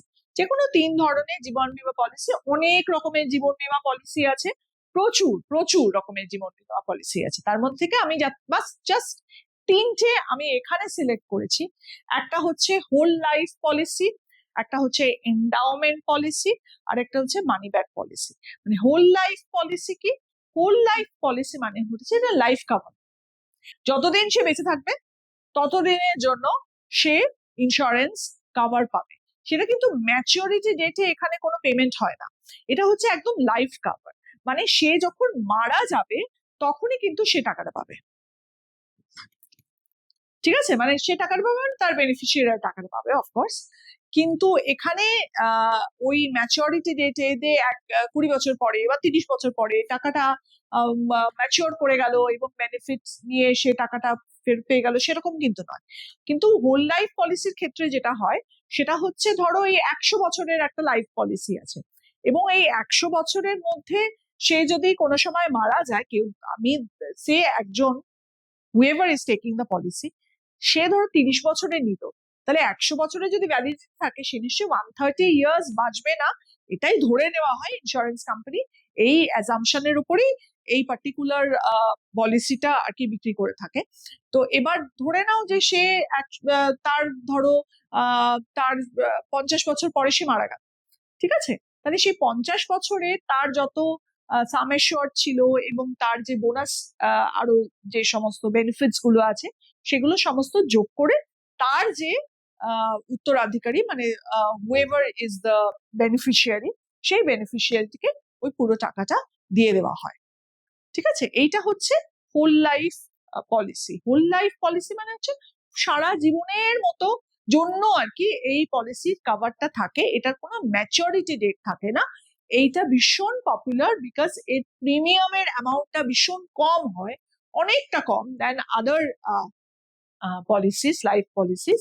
এবং এইটা কোনো মানে কোনো মানে 20 বছর বা 15 বছর বা 10 বছর এরকম কোনো ভ্যালিডিটি পিরিয়ড থাকে না, এটা মানে whole of the life of that particular person. এবং তার মধ্যে যদি সে মারা যায় তাহলে তার বেনিফিশিয়ারি ওই sum assured along with the benefits, যা যা বেনিফিটস পেয়েছে সেটা পেয়ে যাবে। এন্ডাওমেন্ট পলিসিটা হচ্ছে, এন্ডাওমেন্ট পলিসির একটা পলিসির টার্ম আছে। Endowment policy is usually for say 10 years, 15 years, 20 years, 25 years. তারপরে কি হবে, ওই 25 বা 20 ইয়ার্স এর পরে ওটা ম্যাচিওর করে যাবে, এবং ম্যাচিওর করলে যে সাম অ্যাসিওরটা এবং তার সঙ্গে যা যা বেনিফিট হয়েছে সেই সমস্ত বেনিফিট অ্যাড করে ফাইনালি বেনিফিশিয়ারিকে দিয়ে দেওয়া হয়। মানে যেমনি ধরো আমি যদি আমার নামে লাইফ ইন্স্যুরেন্স নিয়ে থাকি এবং ধরো 10 বছর পরে সেটা ম্যাচিওর করেছে, তাহলে সেই টাকাটা আমি পেয়ে যাব if I am alive. Otherwise, my beneficiary will get it when I die. এবার ঘটনাটা হচ্ছে যে হোল লাইফ পলিসির ক্ষেত্রে যেটা, যে কম্পেনসেশনটা কিন্তু শুধুমাত্র পাওয়া যাবে if the person dies. Endowment পলিসির ক্ষেত্রে irrespective of whether the person is alive or not, যদি মানে এই ক্ষেত্রে টাকাটা পাওয়া যায় on death or on maturity, whichever is earlier. যদি ডেথটা আগে হয় তাহলে সে তখন টাকাটা পেয়ে যাবে, যদি ডেথ হলো না ম্যাচুরিটি হয়ে গেল তখনও সে টাকাটা পেয়ে যাবে। মানে whichever is earlier, ডেথ যদি earlier হয় তাহলে তখন টাকা পাবে, ম্যাচুরিটি যদি earlier হয় and the person is well hearty and alive তাহলে সে ম্যাচুরিটিতে টাকাটা পেয়ে যাবে, ঠিক আছে? মানি ব্যাক পলিসি কি? Money back policy is a very very popular type of policy in India. এখানে কি হয়, একটা মানে রেগুলার ইন্টারভেলসে কিছু টাকা ফেরত আসে আর কি অফ দ্যাট পার্টিকুলার পলিসি। যেমন ধরো একজন যদি 20 বছরের জন্য একটা particular amount, say for example একটা 1 লাখ টাকার একটা অ্যামাউন্ট ধরো সে সাম অ্যাসিওর্ড করেছে, তাহলে সে প্রতি ধরো 10 বছরে, তারপরে 15 বছরে এবং তারপরে 20 বছরে ফাইনালি পুরো টাকাটা পেয়ে যাবে। তো 10 বছরে যেটা হবে সেটা হয়তো সে হয়তো সে ফর এক্সাম্পল 30,000 টাকা পেলো, 15 বছরে সে হয়তো আরো 30,000 টাকা পেলো, আর 20 বছর পরে সে হয়তো 40,000 প্লাস যা যা বেনিফিট হয়েছিল সেই টাকাটা পেয়ে গেল। সো এই রেগুলার ইন্টারভেলস এ কিছু টাকা ফেরত পাওয়া যায় আর কি, এটাকে বলা হয় মানি ব্যাক পলিসি। এবং এটা খুব পপুলার এই জন্য যে ওই 20 বছর পরে বা 25 বছর পরে বা 30 বছর পরে আমি পুরো টাকাটা ফেরত পাবো, তার চেয়ে বরং মাঝে মাঝে কিছু টাকা ফেরত পেলে lot of people have lot of financial problems তো হতে পারে, তো সেই জন্য সেই টাকাটা পেয়ে গেলে তাদের অনেক সময় সুবিধা হয়। এটা একটা, কিন্তু সমস্যাটা যেটা হচ্ছে সেটা হচ্ছে এখানে বেনিফিটসে টাকাটা অনেক কমে যায় ন্যাচুরালি। এন্ডাওমেন্ট প্ল্যানে কি হয় যে অনেক টাকা একসঙ্গে পাওয়া যাচ্ছে at the end of the maturity, কিন্তু মানি ব্যাকে যেহেতু টাকা চলে যাচ্ছে সুতরাং তার বেনিফিটটাও আস্তে আস্তে একটু কমে যায়, বিকজ অবভিয়াসলি এটা তো কিউমুলেটিভ বেনিফিট। তো কিউমুলেটিভ বেনিফিট মানে কি, তোমার যদি সাম অ্যাসিওরটাই কমে যায় তাহলে তোমার কিউমুলেটিভ বেনিফিটের সংখ্যাটাও মানে অঙ্কটাও কমে যাবে, তার পরিমাণটাও কমে যাবে। সো ন্যাচারালি টোটাল টাকাটা হয়তো একটু কমে যায়। But once again it is a very very popular type of life insurance policy because of the money back at regular intervals. তো এগুলো দেখো, এটা এই হোল লাইফ পলিসিতে একটা জীবন উমঙ্গ আছে এলআইসির, সিমিলারলি এন্ডাওমেন্ট পলিসিতে একটা জীবন লাভ আছে, আবার 20 ইয়ার্স মানি ব্যাক পলিসি আছে একটা। ঠিক আছে, these are a few of the products which are sold by Life Insurance Corporation of India. Next হচ্ছে 4D, আমরা ইন্স্যুরেন্সের মানে ইউনিট 2 এর লাস্টটায় আসছি। State any 3 features of fire insurance. অগ্নি বিমার যে কোনো 3টি বৈশিষ্ট্য উল্লেখ করো। কি কি বৈশিষ্ট্য আছে? সবার প্রথমে হচ্ছে since insurance is a contract, it should follow all the essential elements of a contract. মানে কন্ট্রাক্টে যা যা অপরিহার্য বৈশিষ্ট্য আছে সেই সমস্ত গুলো কিন্তু ফুলফিল করতে হবে। ঠিক আছে, নেক্সট হচ্ছে a fire insurance is a contract of indemnity. Indemnity মানে হচ্ছে ক্ষতিপূরণের চুক্তি। কন্ট্রাক্ট অফ ইন্ডেমনিটি, এই যে ক্ষতিপূরণের চুক্তি কথাটার মানে হচ্ছে যে ফায়ার ইন্স্যুরেন্স নিলে যে ক্ষতিটা হয়েছে শুধুমাত্র সেই ক্ষতিটাই পাওয়া যাবে, তার থেকে বেশি না, তার থেকে কম নয়। তার মানে the person who is taking the insurance should not be able to make any profit from the insurance. ঠিক আছে, ধরো একজন তার বাড়ি ইনশিওর করেছে 5 লাখ টাকা, তার বাড়ির অ্যাকচুয়াল ভ্যালু হচ্ছে 10 লাখ টাকা।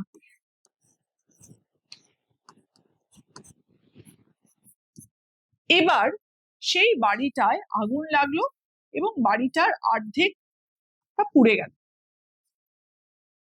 ঠিক আছে, অর্ধেক পুড়ে গেল মানে কি, তার মানে লসের ভ্যালুয়েশন কি হবে? লসের ভ্যালুয়েশন হবে হাফ অফ দিস, মানে 5 লাখ। কিন্তু ইন্স্যুরেন্স কোম্পানি কি দেবে? ইন্স্যুরেন্স কোম্পানি কিন্তু দেবে 5 লাখের হাফ, মানে 2,50,000। ওয়াই? বিকজ তুমি প্রিমিয়াম কম পেমেন্ট করার জন্য 10 লাখের বাড়িটাকে তুমি 5 লাখে ইনশিওর করেছো, তাহলে অবভিয়াসলি তোমাকে তুমি যখন কম ভ্যালুতে ইনশিওর করেছো তোমার ক্ষতিপূরণের টাকাটাও কিন্তু কমই হবে, so that you do not make any profit out of it. Okay, so whatever the case may be, any fire insurance contract will be a contract of indemnity. Insurable interest আমরা আগেই বলেছিলাম যে বীমাযোগ্য স্বার্থ যেটা, সেটা যেমন লাইফ ইন্স্যুরেন্সের ক্ষেত্রে at the time of policy থাকতে হয়, কিন্তু ফায়ার ইন্স্যুরেন্সের ক্ষেত্রে it must be present at the time of the loss. লসটা হওয়ার সময় ইনশিওরেবল ইন্টারেস্ট কার কাছে আছে সেটা দেখতে হবে। ইনশিওরেবল ইন্টারেস্ট যার কাছে থাকবে সেই কিন্তু ক্ষতিপূরণটা পাবে। নেক্সট হচ্ছে validity. In case of a fire insurance maximum validity হচ্ছে 1 year. It may be less than that, it cannot be more than that. It will be 1 year, 1 year এর পরে সেটা আবার রিনিউ করতে হবে। In case of fire insurance, the loss must occur due to an accident.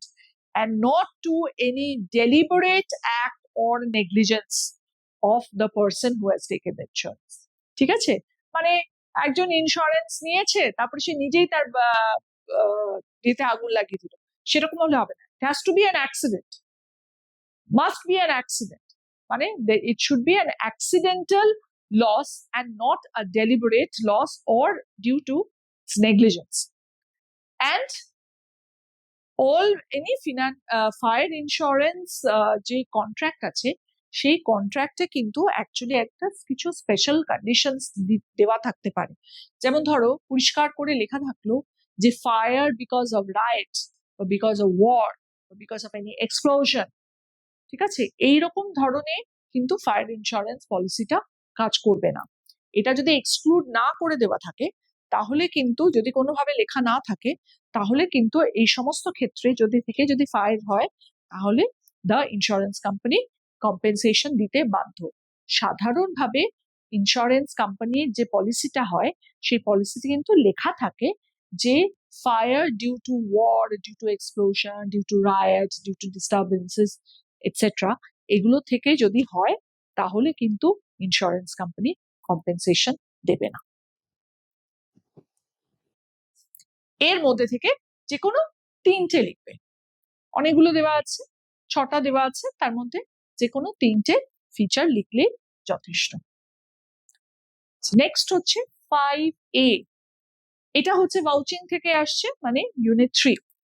Define ভাউচিং, state 2 factors to be considered in vouching. ভাউচিং এর খুব ছোট ছোট দুটো ডেফিনেশন আছে, এই দুটো ডেফিনেশন যদি দিতে পারো খুব ভালো হয়। একটা হচ্ছে L.R. Dixie, vouching consists of comparing entries in the books of accounts with documentary evidence in support thereof. আরেকটা হচ্ছে J.R. Butley Boy, well-known personality in India. Vouching means testing the truth of items appearing in the books of original entry. এই দুটো খুব ছোট্ট definition, কোনো complication নেই, এই definition গুলো ভালো করে পড়ে দিয়ে দিলে ভালো হয়। নেক্সট হচ্ছে 2 factors to be considered in vouching, যে কোনো দুটো factor.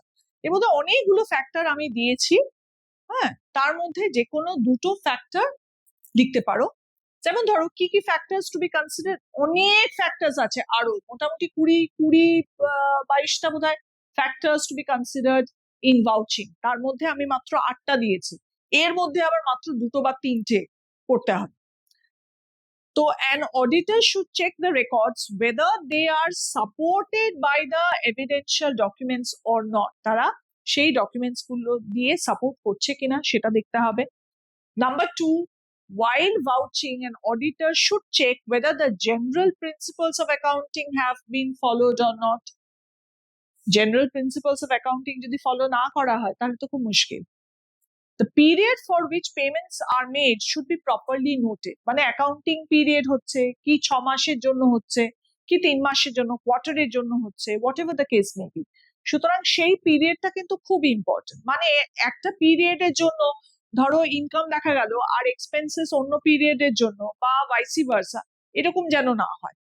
Each voucher should be consecutively numbered, তার সিরিয়াল নাম্বার থাকবে, and carefully preserved, কোন রকম ভাবে নষ্ট হয়ে যাওয়া, ছিঁড়ে যাওয়া, একদম কিছু বোঝা যাচ্ছে না, সব লেখা উঠে গেছে, এরকম যেন না হয়।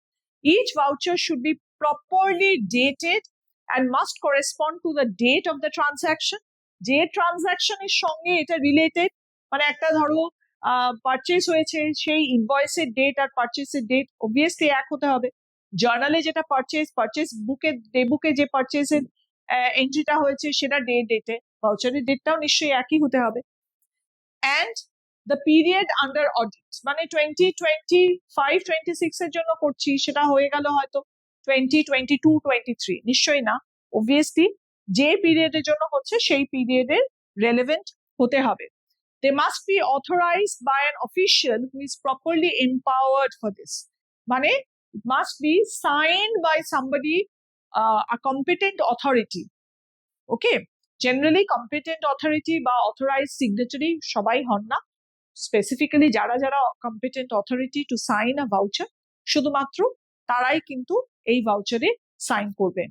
ওভাররাইটিং অর কারেকশনস, হোয়াইটিং দেওয়া, কেটে দেওয়া, তার উপরে লেখা, এরকম যেন কোনো ভাউচারে না হয়, because that leads to falsification of accounts. Overwriting or corrections on any voucher should not be accepted. The amount shown in the voucher should be correctly calculated and total. সমস্ত কিছু কিন্তু কারেক্টলি ঠিকঠাক করে লেখা হয়েছে কিনা সেগুলো সমস্ত চেক করতে হবে, the amount of the voucher and the amount of the transaction. এখান থেকে যে কোনো দুটো। নেক্সট হচ্ছে 5B, দেখো, vouching of transactions is the essence of auditing. Analyze the rationality of the statement. লেনদেনে সত্যতা যাচাইকরণ হলো নিরীক্ষা সারবস্তু, উক্তিটি যৌক্তিকতা বিশ্লেষণ করো। Now, what is vouching? Vouching is the process of examining documentary evidence to verify the accuracy and authenticity of entries in the books of accounts. মানে যে বুকস অফ অ্যাকাউন্টসে যে ট্রানজাকশন গুলো এন্ট্রি করা হয়েছে, জার্নাল এন্ট্রিজ, সেইগুলো authentic কিনা সেটাই কিন্তু দেখা। মানে অথেন্টিক কি করে বুঝবো? অবভিয়াসলি তার সাপোর্টে কিছু ডকুমেন্টস থাকবে। এই সাপোর্টিভ ডকুমেন্টস যদি না থাকে তাহলে বুঝতে হবে কিন্তু সেই ট্রানজাকশনটা যেটা এন্ট্রি করা হয়েছে সেটা ঠিক নয়।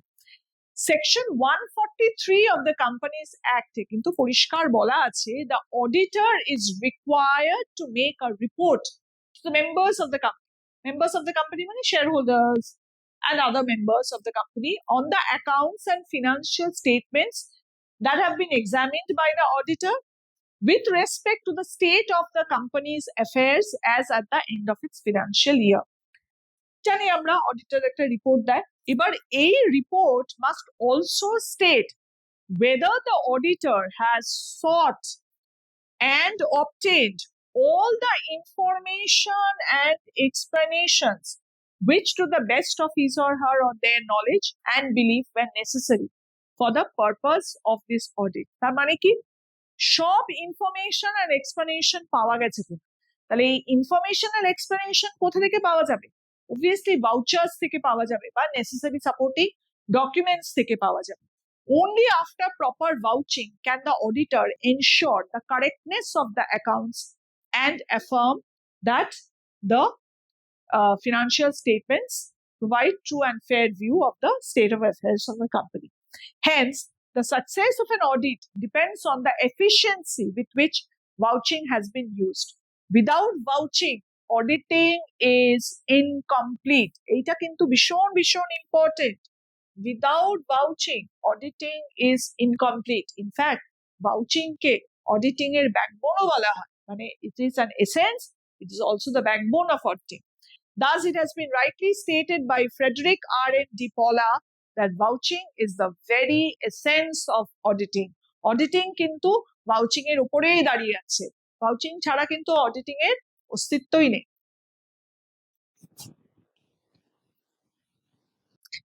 নেক্সট হচ্ছে আমরা ইউনিট 4 থেকে এবার নিউ ব্রাঞ্চেস অফ অডিটে চলে গেলাম। 6A, explain any 3 advantages of management audit, মানে ব্যবস্থাপনা নিরীক্ষার যে 3টে সুবিধে। কি কি হতে পারে? অনেক অনেক সুবিধে আছে, there R lot of advantages. আবার বলছি, এখানে আমি মাত্র কয়েকটা দেখিয়েছি, তার মধ্যে যে কোনো 3টে। Management audit helps to improve management efficiency. কি করে ম্যানেজমেন্ট এফিসিয়েন্সি ইমপ্রুভ করে? By highlighting the deficiencies in the management system and recommends measures to remove them. মানে যদি কোনো রকম ডেফিসিয়েন্সি থাকে তাহলে সেটা হাইলাইট করা এবং সেই হাইলাইট করার পর তাকে কিভাবে রিমুভ করা যাবে সেইটা রেকমেন্ড করা। Management audit examines the functions of management and identifies the strength and weakness in the management process. মানে SWOT analysis যেটা বলে, strength, weakness, opportunities and other things আর কি। তো এই ম্যানেজমেন্ট অডিটে ওই ম্যানেজমেন্ট ঠিকঠাক করে করছে কিনা এবং যা অ্যাভেলেবল রিসোর্সেস আছে সেগুলো ঠিকঠাক করে ইমপ্লিমেন্ট করতে পারছে কিনা, সেগুলো ইউটিলাইজ করতে পারছে কিনা, সেইটাই কিন্তু দেখা ম্যানেজমেন্ট অডিটের কাজ, মানে basically performance of the management. Management audit helps in proper utilisation of organisational resources. দেখো এখানে পরিষ্কার বলেই দিয়েছে, অর্গানাইজেশনাল রিসোর্সেস এর প্রপার ইউটিলাইজেশন মানে optimum utilisation of available resources to achieve predetermined goals and objectives. Management audit assesses the efficiency of the executives বিভিন্ন লেভেলে, মানে top level management, middle level management, lower level ম্যানেজমেন্টের যে এক্সিকিউটিভসরা আছে তাদের কাজের যে এফিসিয়েন্সি সেইটা মেজার করে। The possibility of management audit casts a moral check on the organization's executives, মানে এই যে এক্সিকিউটিভরা কাজ করছে তারা যখন জানতে পারছে যে ম্যানেজমেন্ট অডিট হবে, সো ন্যাচারালি তাদের কাজটা অবভিয়াসলি ঠিকঠাক করে হয়। It helps in designing and reviewing management information system. Management information system is actually an information system. এটা অনেক কিছু হতে পারে, সেটা related to the database of the organization, তারপরে তার বিভিন্ন রকমের অ্যাসপেক্টস, প্রচুর কিছু আছে। Management information system is very popular in large organisations. প্রত্যেক অর্গানাইজেশনের ইনফ্যাক্ট মোটামুটি ভাবে নিজস্ব ম্যানেজমেন্ট ইনফরমেশন সিস্টেম আছে, এবং তাতে প্রচুর প্রচুর ফ্যাক্টরস, প্রচুর প্যারামিটার্স আছে। সেই প্যারামিটার্স গুলো ভালো করে অ্যাসেস করে সেটা ম্যানেজমেন্ট ইনফরমেশন সিস্টেমটা ঠিকঠাক করে রান করছে কিনা, যদি রান না করে কোথায় কোথায় গ্লিচেস আছে, what are the areas where the parameters or the factors are not working properly, এইগুলো সমস্ত দেখা হয় with respect to management audit, ঠিক আছে? এবং সেটা দেখার পরে ওই রিলেটেড ডিসিশন মেকিং গুলো ভীষণ তাড়াতাড়ি হয়ে যায়, and it facilitates decision making, ঠিক আছে? এর মধ্যে থেকে যে কোনো তিনটে, যদি 5 নম্বরের প্রশ্ন আসে তাহলে যে কোনো 5টা। আচ্ছা, নেক্সট হচ্ছে 6B, what is tax audit? Stage 2 of its objectives. Tax audit এর as such ওইভাবে কোনো ডেফিনেশন কোনো লতে বা কোনো কিছুতে নেই, তাও আমরা দেখছি এটা tax audit is an audit of books of accounts conducted for ensuring compliance with the provisions of the Income Tax Act. Income Tax Act অনুযায়ী তো ট্যাক্স অডিটটা করতে হয়। এবার according to the guidance note on tax audit under section 44AB of the Income Tax Act of 1961 as revised in 2023 issued by the Institute of Chartered Accountants of India, এইখানে কিন্তু legal অ্যাসপেক্টটা চলে এলো, ঠিক আছে? মানে এখানে এই আইনি ব্যাপারটা চলে এলো যে আইনে কি বলছে। আইনে কি বলছে যে the audit conducted by the chartered accountant of the accounts of the taxpayer in pursuance of the requirement of section 44AB is called tax audit.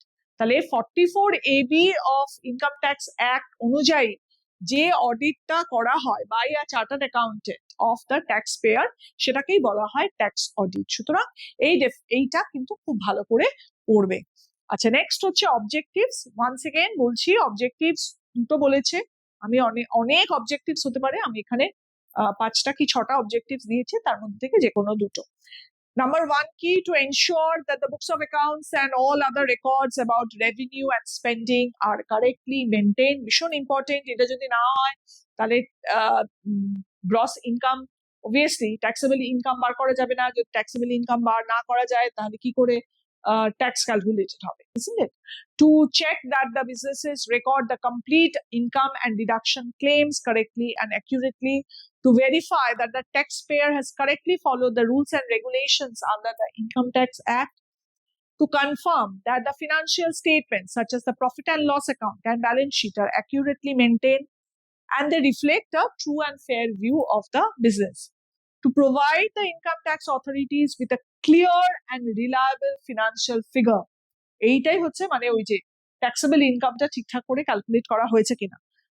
Saving time on routine verification and helping with overall tax management, and to ensure compliance with the income tax law, মানে income tax ল এর সমস্ত provisions গুলো maintain করা হয়েছে কিনা, সবকিছু ঠিকঠাক করে মানা হয়েছে কিনা, and thereby reducing the likelihood of deceptive practices, মানে কোনো আনলফুল প্র্যাকটিসেস, কোনো ম্যানিপুলেশন, ট্যাক্স ইভেশন যাতে না হয় সেটাই হচ্ছে দেখার।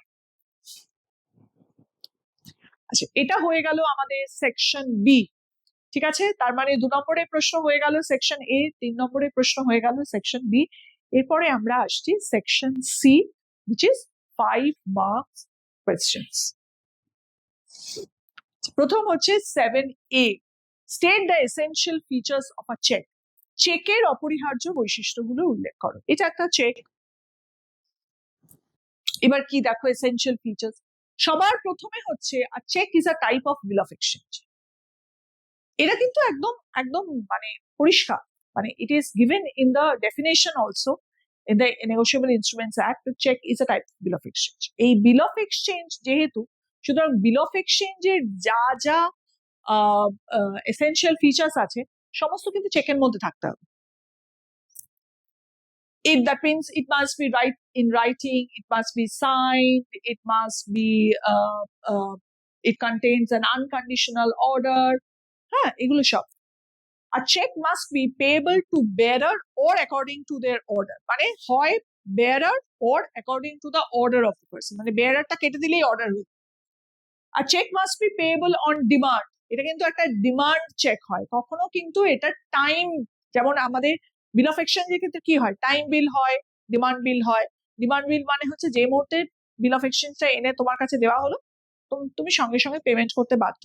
টাইম বিল মানে হচ্ছে after 3 months, after 2 months, after 4 months, এরকম যদি একটা period, after a particular period যদি পেমেন্ট করা হয় তাহলে সেটা। চেক কিন্তু তা নয়, cheque has to be payable on demand. তো 3 মাস পরে পেমেন্ট করব, কখনো কি চেক কেউ ডিপোজিট করলে ব্যাংকে 3 মাস পরে পেমেন্ট করে না, ব্যাংক কিন্তু সঙ্গে সঙ্গে পেমেন্ট করে বাধ্য। A cheque is always drawn on a specific banker, অন্য কারোর উপরে হয় না। কোন স্পেসিফিক ব্যাংকার, এই যে এই স্পেসিফিক ব্যাংকার, এই পার্টিকুলার চেকটা হচ্ছে এই স্পেসিফিক ব্যাংকারের উপর। ঠিক আছে, সেই জন্য কিন্তু চেক অ্যাকসেপ্ট করতে হয় না। কেন চেক অ্যাকসেপ্ট করতে হয় না?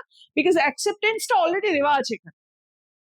এই যে মুহূর্তে এখানে লেখা আছে এই কথাগুলো, মানে সে অ্যাকসেপ্টেন্স দিয়ে দিয়েছে, which is the reason why this is no longer once again, মানে আমি আবার যাবো গিয়ে বলবো তুমি লিখে দাও, সই করে দাও অ্যাকসেপ্ট করার জন্য, না, this acceptance is already given. Since it is given, it means it is accepted. A check must be presented for payment to the bank within 3 months, valid for 3 months from date of issue.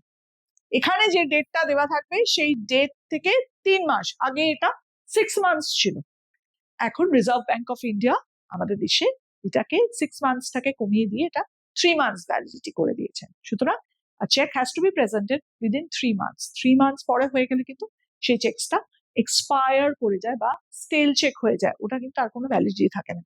The bank will refuse to make any payment. The check must be signed by the maker এবং the signature must match the specimen signature of the drawer kept in the bank. মানে এইখানে যে সিগনেচারটা করতে হবে, এই জায়গাটা একটা জায়গা আছে, এখানে সিগনেচার করতে হয় এবং এই সিগনেচারটা must match with the specimen signature which has been provided with the bank. যদি স্পেসিমেন সিগনেচার না মেলে তাহলে কিন্তু bank may refuse payment. Next হচ্ছে ডিস্টিংগুইশ বিটুইন, মানে difference between bill of exchange আর প্রমিসরি, মানে বাণিজ্যিক খুঁটিয়া আর প্রতিশ্রুতি পত্রের মধ্যে পার্থক্য। ঠিক আছে, এখানে অনেক 6টা পার্থক্য দেওয়া আছে। 5 নম্বরের প্রশ্ন যেহেতু, সেহেতু 5টা পয়েন্ট লিখতে পারো বা 6টা পয়েন্টও লিখতে পারো। অনেক সময় একটা পয়েন্ট যদি তোমার মনে হয় যে এটা, বা কোনো সময় মনে হয় যে এটা ঠিক মতো পয়েন্ট হলো না, তাহলে ওই বেস্ট অফ 5-এ তুমি 5-এ 5 পেয়ে যাবে। আচ্ছা, সবার প্রথমে যে কোনো difference, doesn't matter what difference you are writing, যে কোনো ডিফারেন্সে প্রথমটা হবে ডেফিনেশন অথবা meaning, has to be, it cannot be anything else. ঠিক আছে, অন্য কোনো কিছু দিয়ে কিন্তু ডিফারেন্স শুরু করা যায় না, মানে উচিত নয়। তোমার ফার্স্ট হচ্ছে ডেফিনেশন অথবা মিনিং। তাহলে প্রথম কি, promissory note is an instrument in writing signed by the maker containing an unconditional promise to pay a certain sum of money to a certain person or to the bearer of the instrument. Bill of exchange হচ্ছে, a bill of exchange is an instrument in writing signed by the maker containing an unconditional order to pay a certain sum of money to a person or the bearer of the instrument. এখান থেকে কিন্তু অনেক কিছু difference বেরিয়ে যায়। আচ্ছা, parties involve promissory নোটে 2 জন, একটা হচ্ছে মেকার আর আরেকটা হচ্ছে পেই। পেই হচ্ছে the person to whom it is to be paid. আর বিল অফ এক্সচেঞ্জে কিন্তু তিনজন পার্টি থাকে, the drawer, the drawee and the payee. It is not necessary that the payee and the drawer will be the same. হয় না, নাও হতে পারে, endorse করে দিলেই কিন্তু সেটা অন্য কেউ হয়ে যেতে পারে। আচ্ছা, drawn by a promissory note is drawn by the debtor, মানে যে টাকা ও করে, যার কাছ থেকে টাকা পাওনা সেই কিন্তু ওটা তৈরি করবে। আর bill of exchange is drawn by the creditor, মানে বিল অফ এক্সচেঞ্জ যে টাকাটা যার পাবে আর কি, সে ড্র করে অন্য যার কাছ থেকে টাকাটা পাওনা তার উপরে। Nature, a promissory note contains an unconditional promise, a bill of exchange contains an unconditional order. দুটো কিন্তু আলাদা। The basic nature of the two instruments is completely different. A promissory note is a promise and a bill of exchange is an order. Acceptance, a promissory note is signed by the person liable to pay, সুতরাং no acceptance risk, সে তো নিজেই তৈরি করছে, আবার কি accept করবে। আর a bill of exchange, except in certain cases, must be accepted by the drawing. And the relevant section, promissory note হচ্ছে, it is defined under section 4 of the Negotiable Instruments Act. Our bill of exchange হচ্ছে is defined under section 5 of the Negotiable Instruments Act. ঠিক আছে, এটার মধ্যে পাঁচটা, যে কোনো পাঁচটা পয়েন্ট বা 6টা পয়েন্টও লিখতে পারো। 6টা পয়েন্ট লিখতে আমার মনে হয় ভালো। তো তোমরা যদি 5টা পয়েন্ট পুরোপুরি ঠিকঠাক করে লিখতে পারো তাহলে 5-এ 5 পাওয়া কোনো ব্যাপার না। নেক্সট হচ্ছে 7C, explain in brief negotiation by delivery and by endorsement. What is negotiation? Negotiation হচ্ছে হস্তান্তর, negotiable instruments, হস্তান্তরযোগ্য দলিল, মানে যে ইনস্ট্রুমেন্টকে হস্তান্তর করা যায় বা নেগোশিয়েট করা যায় বা ট্রান্সফার করা যায় সেটাকে নেগোশিয়েবল ইনস্ট্রুমেন্ট বলে। সুতরাং কি ট্রান্সফার যে করছি, যে নেগোসিয়েশন যেটা ট্রান্সফার, এইটা কিভাবে করা যায়? দুভাবে করা যায়, একটা হচ্ছে বাই ডেলিভারি আর একটা by endorsement. Negotiation by delivery কখন হয়? In case of instruments which are bearer instruments. আর যেগুলো হচ্ছে instruments which are by order, সেগুলো হচ্ছে বাই এন্ডোর্সমেন্ট এবং দেয়ার আফটার ডেলিভারি। দেখি আমরা কিভাবে হচ্ছে, দেখো, negotiation by delivery as per section 47। একটা জিনিস আবার বলছি, এটা বারবার করে, মানে it cannot be emphasised enough, যখন ল বা অডিটিং সাবজেক্টটা পড়া হচ্ছে তখন কিন্তু তার রেলেভেন্ট সেকশনস গুলো খুব important, because both are a part of law. সেই জন্য relevant sections of the relevant act অথবা কেস স্টাডি, এগুলো কিন্তু রেফার করা ভীষণ ভীষণ ইম্পর্টেন্ট। সুতরাং একটা আনসার যখন লিখছো তখন তার রেলেভেন্ট সেকশনটা দেওয়াটা কিন্তু অ্যাকচুয়ালি বাধ্যতামূলক, দেওয়া উচিত। As per section 47 of the Negotiable Instruments Act, any negotiable instrument, promissory note হতে পারে, bill of exchange হতে পারে, চেক হতে পারে, payable to bearer, মানে it is payable to bearer, is negotiable by delivery itself. দিয়ে দিলাম, নেগোশিয়েট হয়ে গেল, ট্রান্সফার হয়ে গেল। ইটস এ বেয়ারার ইনস্ট্রুমেন্ট, যার কাছে থাকবে সেই হচ্ছে হোল্ডার, মানে তার সেই পাবে। এক্সেপশন আছে, if any negotiable instrument is delivered on a condition that it is not to take effect except in a certain event, যদি কোনো ইভেন্ট ঘটে তবেই সে নেগোসিয়েশনটা এফেক্ট হবে, until and unless that event happens it will not be negotiable. ঠিক আছে, মানে ট্রান্সফারটা হয় না, যখনই সেই ঘটনাটা ঘটে যায় তখনই সেটা ট্রান্সফার হয়। For negotiation, the intention to transfer the ownership of the instrument must be present. Negotiation মানে কিন্তু transfer of ownership. Transfer of ownership না হলে কিন্তু নেগোসিয়েশন হয়। আমি আমার একটা বিল অফ এক্সচেঞ্জ আমি দিয়েছি আমার এজেন্টকে, তুমি রাখো তোমার ফাইলে তোমার কাছে, সেটা কিন্তু নেগোসিয়েশন নয়। বা কোনো একটা লিগাল ডিসপিউট হয়েছে, আমি আমার লয়ারের কাছে দিয়েছি রাখতে, আপনার ফাইলে এটা রেখে, সেটা কিন্তু নেগোসিয়েশন নয়। They are just keeping it our was safety, safety পারপাসে রেখে দিচ্ছি, for safe keeping, that is not a negotiation. আমি কিন্তু তাকে দিচ্ছি না ফর ট্রান্সফারিং দ্য ওনারশিপ। তাহলে ওনারশিপ ট্রান্সফার করা হবে, এইরকম ট্রান্সফার যদি হয় তবেই কিন্তু সেটা নেগোসিয়েশন। মানে I am giving it two somebody else, মানে instead of me being paid, somebody else is going to be paid, not me. Then that means the right to get paid on that particular instrument has been transferred from one person to the other. Then that is called negotiation, transfer of ownership. So the intention to transfer the ownership of the instrument must be present. If an instrument is handed over to another for safekeeping or for a special purpose, the delivery does not amount to negotiation. It's very, very, very, very important. তোমাকে কিন্তু এটা mention করতে হবে যে ওরকম যাওকে তাকে দিয়ে দিয়ে জাস্ট এমনি দিয়ে দিলাম, তুই এটা ধর তো একটুখানি, সেটা কিন্তু নেগোসিয়েশন নয়। Negotiation by endorsement.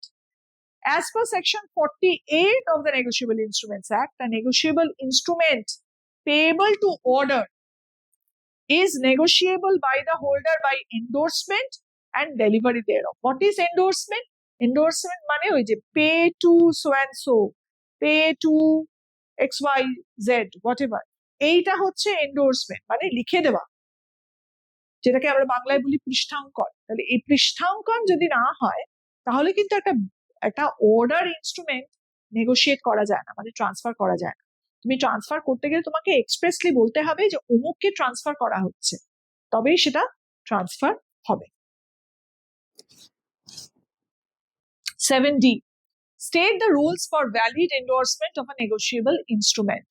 হস্তান্তরযোগ্য দলিলের বৈধ পৃষ্ঠাঙ্কনের নিয়মগুলো বর্ণনা করো। কি কি নিয়ম? অনেক রুলস আছে, there are lots and lots of rules.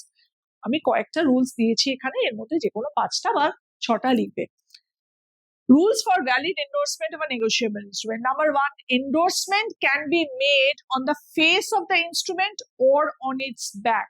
উপরেও লেখা যেতে পারে অথবা পিছনে লেখা যেতে পারে, অথবা পিছনে যদি জায়গা না থাকে তাহলে একটা সেপারেট স্লিপ অফ পেপার, যেটাকে বলা হয় অ্যালাউন্স, সেই অ্যালাউন্স বলে আলাদা করে ওটার সঙ্গে অ্যাটাচ করে দিতে হবে, স্টেপল করে হোক বা যাই হোক, সেরকম করে দিলে that can be used for endorsement, মানে ওই লেখাটা।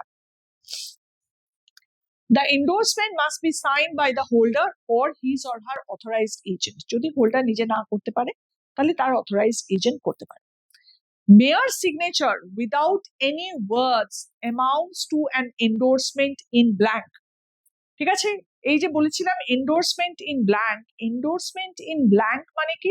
শুধুমাত্র সিগনেচার করা আছে, কাকে পেমেন্ট করা হচ্ছে তাকে বলা। তার মানে সেটা কিন্তু that endorsement in blank will make the instrument payable to the bearer. এটা তখন যখন এন্ডোর্সমেন্ট ইন ব্ল্যাঙ্ক বোঝাচ্ছিলাম তখন কিন্তু বলেছিলাম, দেখো mere signature without any words amounts to an endorsement in blank provided the endorsement was made with an intention of transferring the instrument. ঠিক আছে, এইখানে দেখো a negotiable instrument endorsed in blank is payable to the bearer even though it was originally payable to order. মানে payable two order হতেই পারে, কিন্তু তুমি যখন এন্ডোর্সমেন্ট ইন ব্ল্যাঙ্ক করছো তখন কিন্তু সেইটা will become payable to bearer. For an endorsement in full, no particular words are necessary. কোন একটা পার্টিকুলার ওয়ার্ড যে তোমাকে এমনি ভাবেই লিখতে হবে, এই কথাগুলোই লিখতে হবে, আদারওয়াইজ হবে না, এরকম নয়। পে টু ABCDEFG যাই হোক না কেন, হ্যাঁ, তাহলেই হবে। বা pay to so and so.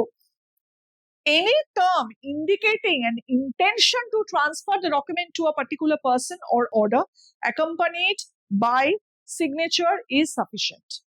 ঠিক আছে, a negotiable instrument endorsed in blank যেটা বললাম is payable to bearer thereof even though it was originally payable to order except in case of cross check. Cross check এর ক্ষেত্রে এটা হয় না। Cross চেকের ক্ষেত্রে কিন্তু not payable to bearer, কারণ ক্রস করে দিয়েছি মানে bearer যে হবে না সেটা আমি অলরেডি এক্সক্লুড করে দিয়েছি, যে it will not be payable to bearer. And even an illiterate person may endorse a negotiable instrument by putting a thumb impression that must be signed by witnesses. Thumb impression দেওয়ার মানে কিন্তু তার সঙ্গে একটা witness থাকতে হবে। Next আমরা চলে আসছি unit 3 ভাউচিং A. 8A, state the objectives of vouching. সত্যতা যাচাইকরণের উদ্দেশ্যগুলো ব্যক্ত করো। অবজেক্টিভস অফ ভাউচিং যে কোনো 5টা লিখবে, আমি অনেকগুলো দিয়েছি, তার মধ্যে 5টা বা 6টা লিখবে। To verify and ensure that all the transactions connected with the business have been recorded in the books of accounts. কোনো ট্রানজাকশন বাদ পড়েনি, omit হয়নি, complete omission, partial omission বা there is error in casting or posting এরকম কিছু হয়নি। To check that all the transactions recorded in the books of accounts are supported by documentary evidence. সমস্ত ট্রানজাকশনের এগেইনস্টে relevant documentary evidence থাকতে হবে। To verify the validity of the vouchers with support the entries and to ascertain whether these are legal, authentic, addressed to the business and properly dated. Verify করছি validity of the vouchers. যে কোনো একটা কাগজে কেউ একটা পেনে লিখে দিয়েছে সেরকম বললে হবে না কিন্তু। It has to be properly stamped, dated, signed by the person who is authorized to sign. যে কেউ সাইন করে দিয়ে দিল সেটা কিন্তু ভাউচার হয় না, ঠিক আছে? সুতরাং ভাউচারের ভ্যালিডিটিটা এন্ড অথেন্টিসিটিটা কিন্তু প্রপারলি দেখতে হবে। To ensure the accuracy in totally carrying forward and recording the amount in the accounts, ঠিক আছে? তার মানে totally casting, posting, carry forward সমস্ত কিছু কিন্তু ঠিকঠাক হয়েছে কিনা। আমাদের যারা যে ধরো অ্যাকাউন্টেন্সি যাদের আছে তারা জানো যে রেকটিফিকেশন অফ এরার্স করা হয়, যে বিভিন্ন জায়গায় ক্যারি ফরওয়ার্ড করতে গিয়ে ভুল হয়েছে বা কোনো পার্টিকুলার জার্নালে কাস্টিং এ ভুল হয়েছে বা পোস্টিং করেছে অন্য অ্যাকাউন্টে বা ডিফারেন্ট অ্যামাউন্ট পোস্টিং করেছে, এইগুলো কিন্তু ভাউচিং এর ক্ষেত্রে চেক করতে হবে। To see each and every transaction recorded has been adequately authorized by a responsible person or not. To ensure that the distinction has been made between capital and revenue expenditure. Capital to revenue, revenue to capital jano hoy na. Wages for installation of a machinery has been debited to wages account. Na, ota kintu machinery account er somoddhe ঢুকবে, included হবে। সুতরাং এই distinction গুলো যেন properly maintain করা হয় and so on. এখানে আমি 6টা দিয়েছি, 6টাও দিতে পারো, যে কোনো 5টা। Next, 8B, enumerate the duties of the auditor regarding vouching of cash sales. Once again, there are lots of duties, অত তো লেখা যায় না, 5 নম্বরে তুমি ওই 6টা 7টা পয়েন্ট লিখবে। and ক্যাশ সেলস যখন ভাউচিং করছে একজন auditor, the documents that must be examined by the auditor হচ্ছে ক্যাশ বুক, সেলস ডে বুক, তারপরে ক্যাশিয়ারের অ্যাবস্ট্রাক্ট, সেলস যে পার্সোনেল আছে তাদের abstract, cash memo, bank statement, এইগুলো সমস্ত চেক করতে হয়, ঠিক আছে? তাহলে দেখি কি কি duties. To compare the daily summaries of the cashier with the copies of the cash মেমোস, to compare salesperson's summary statement with the cashier's statement, to check whether the cash memos are arranged according to the serial numbers and according to the dates also, to ensure that the date of the cash memo and the date of the entry of the transaction in the cash book are the same. Cash memo onno dine, cash transaction ta cash book e entry hoyeche onno dine, eta holei kintu tokhonই question chole আসবে, তখনই প্রচুর investigation হবে। To check whether the total daily amount received from cash sales is being deposited into the bank or not. তাহলে সেটা আমরা কোথায় দেখতে পাবো? সেটা আমরা দেখতে পাবো according to the bank statement. To check whether goods and service tax, GST, and value added tax, VAT, wherever applicable, have been collected correctly and whether they have been properly recorded in the books. তাহলে এগুলো সবগুলো যে tax যেগুলো payment করতে হবে সেইগুলো সমস্ত ঠিকঠাক করে কালেক্ট করা হয়েছে কিনা সেটাও কিন্তু দেখাটা very very important, especially in recent times. If the organization has an internal control system for cash sales, বিভিন্ন large organization will have an internal control with respect to its cash collection, cash payment, cash sales, cash purchase, সেটা যদি থাকে তাহলে তার efficacy, তার efficiency সেটা কিন্তু ভালো করে চেক করতে হবে। If the organization has an internal control system for cash sales, the auditor should thoroughly examine its effectiveness. আচ্ছা, লাস্টে আমরা চলে আসছি আমাদের লাস্ট যে কোয়েশ্চেনটা অফ সেকশন সি, সেটা হচ্ছে from new branches of auditing first হচ্ছে 9A, দেখো, state the general objectives of cost audit. না, কস্ট অডিটের না অবজেক্টিভস গুলো দুভাবে ভাগ করা যায়, একটা হচ্ছে জেনারেল অবজেক্টিভস, একটা হচ্ছে সোশ্যাল অবজেক্টিভস। তোমাদের যদি শুধু অবজেক্টিভস বলে তাহলে তোমরা কয়েকটা জেনারেল, ধরো 3টে জেনারেল অবজেক্টিভস দিলে 3টে সোশ্যাল অবজেক্টিভস দিতে পারো।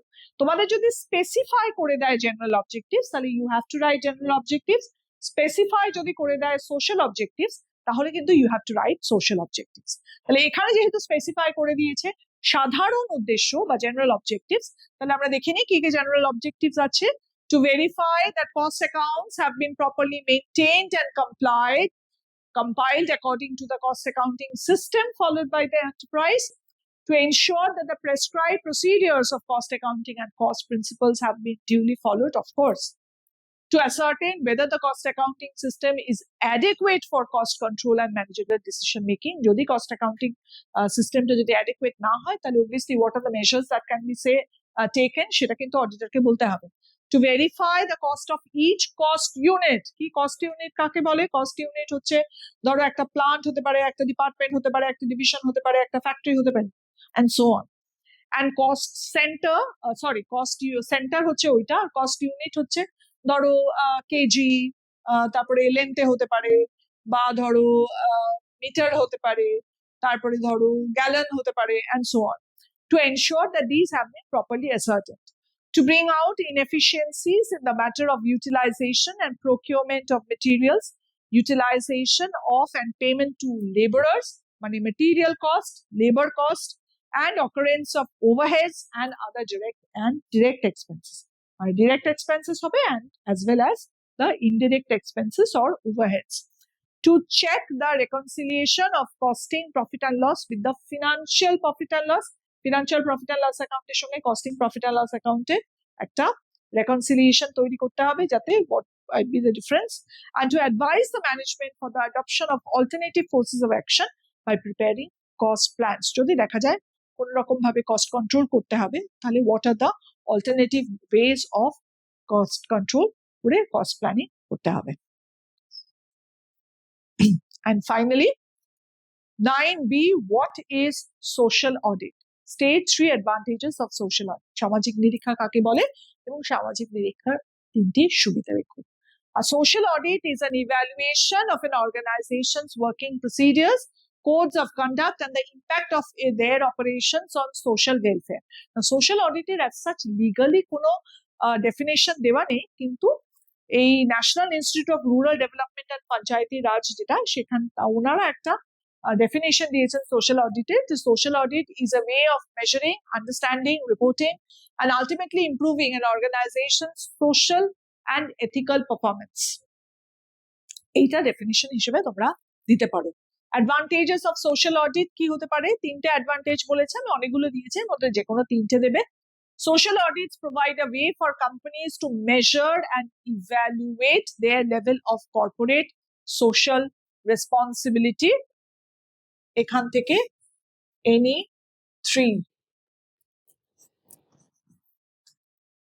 It provides an opportunity for management to evaluate and assess their organization's performance.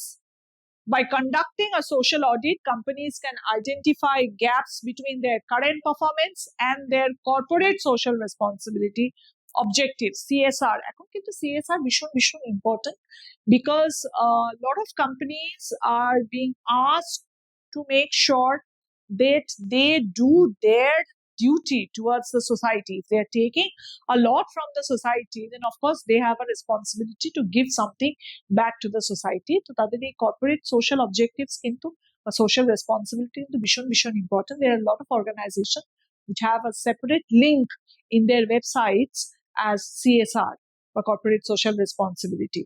If you ever come across any of such links, please go through that and see what are the different events or the different aspects of corporate social responsibility of that particular organization. When a company publishes its social audit reports, it demonstrates that the company is willing to be open and honest about its social and environmental impact. Improved transparency and accountability towards social responsibility can attract more business customers and consumers. Obviously, যখন দেখা যাচ্ছে there is ethical practice, green practice, So naturally, the consumers will be more attracted towards that particular organization because they will have a much better and more favorable attitude towards that particular organization. Social audit results can help companies to identify areas where they need to prioritize social responsibility. Either in this context, there is a particular concern that is coming up regarding climate change and all that, যে আমরা যে এই যে AI generative AI আমরা এতটা ব্যবহার করি, specifically with respect to ChatGPT and so on, these organizations which use AI and AI models and all that, they consume a lot of energy and a lot of fresh water from the ground, which generally means that there would be a shortage of groundwater and fresh water, drinking water that is, over a longer period of time. দেখবে যত দিন যাবে তত যদি AI এর ব্যবহার যদি বেশি হয়, তাহলে obviously কিন্তু জলের একটা কোথাও না কোথাও টান পড়বেই। সো ন্যাচারালি এই পার্টিকুলার কিন্তু ইভেন্টসটা, মানে this particular factor, this is also is becoming very important. A lot of consumers, lot of people who generally look for a particular company as to whether they use AI or not. এটা কিন্তু এখন অনেক consumers, অনেক customers, they are becoming very literate, they are very aware. তারা কিন্তু প্রথমেই দেখে নেয় যে সেই পার্টিকুলার প্রোডাক্ট, যে প্রোডাক্টটা তারা ইউজ করছে, সেটাতে কোনোভাবে AI ইউজ করা হয়েছে কিনা। If not, then obviously they are going to buy it. If yes, then they might be avoiding that particular product or service altogether. So eita kintu ekta is also considered to be a part of social responsibility of companies who use generative AI a lot. It helps in enhancing the image of an organization in the eyes of the internal as well as external stakeholders. If a company is obviously looking after the society, is discharging its social responsibility to a large extent, then definitely that will improve the image of that particular organization in the eyes of its stakeholders. Stakeholders mean sab investors, shareholders, customers, the government, and so on and so forth. Okay, so we come to the end of our discussion today. Thank you so much. I hope you will have a really good examination. All the very best for your examination. আশা করি তোমাদের পরীক্ষা খুব ভালো হবে এবং তোমাদের ভবিষ্যতের জন্য তোমরা আরো উজ্জ্বল ভবিষ্যতের দিকে এগিয়ে যাবে। All the very best. Thank you.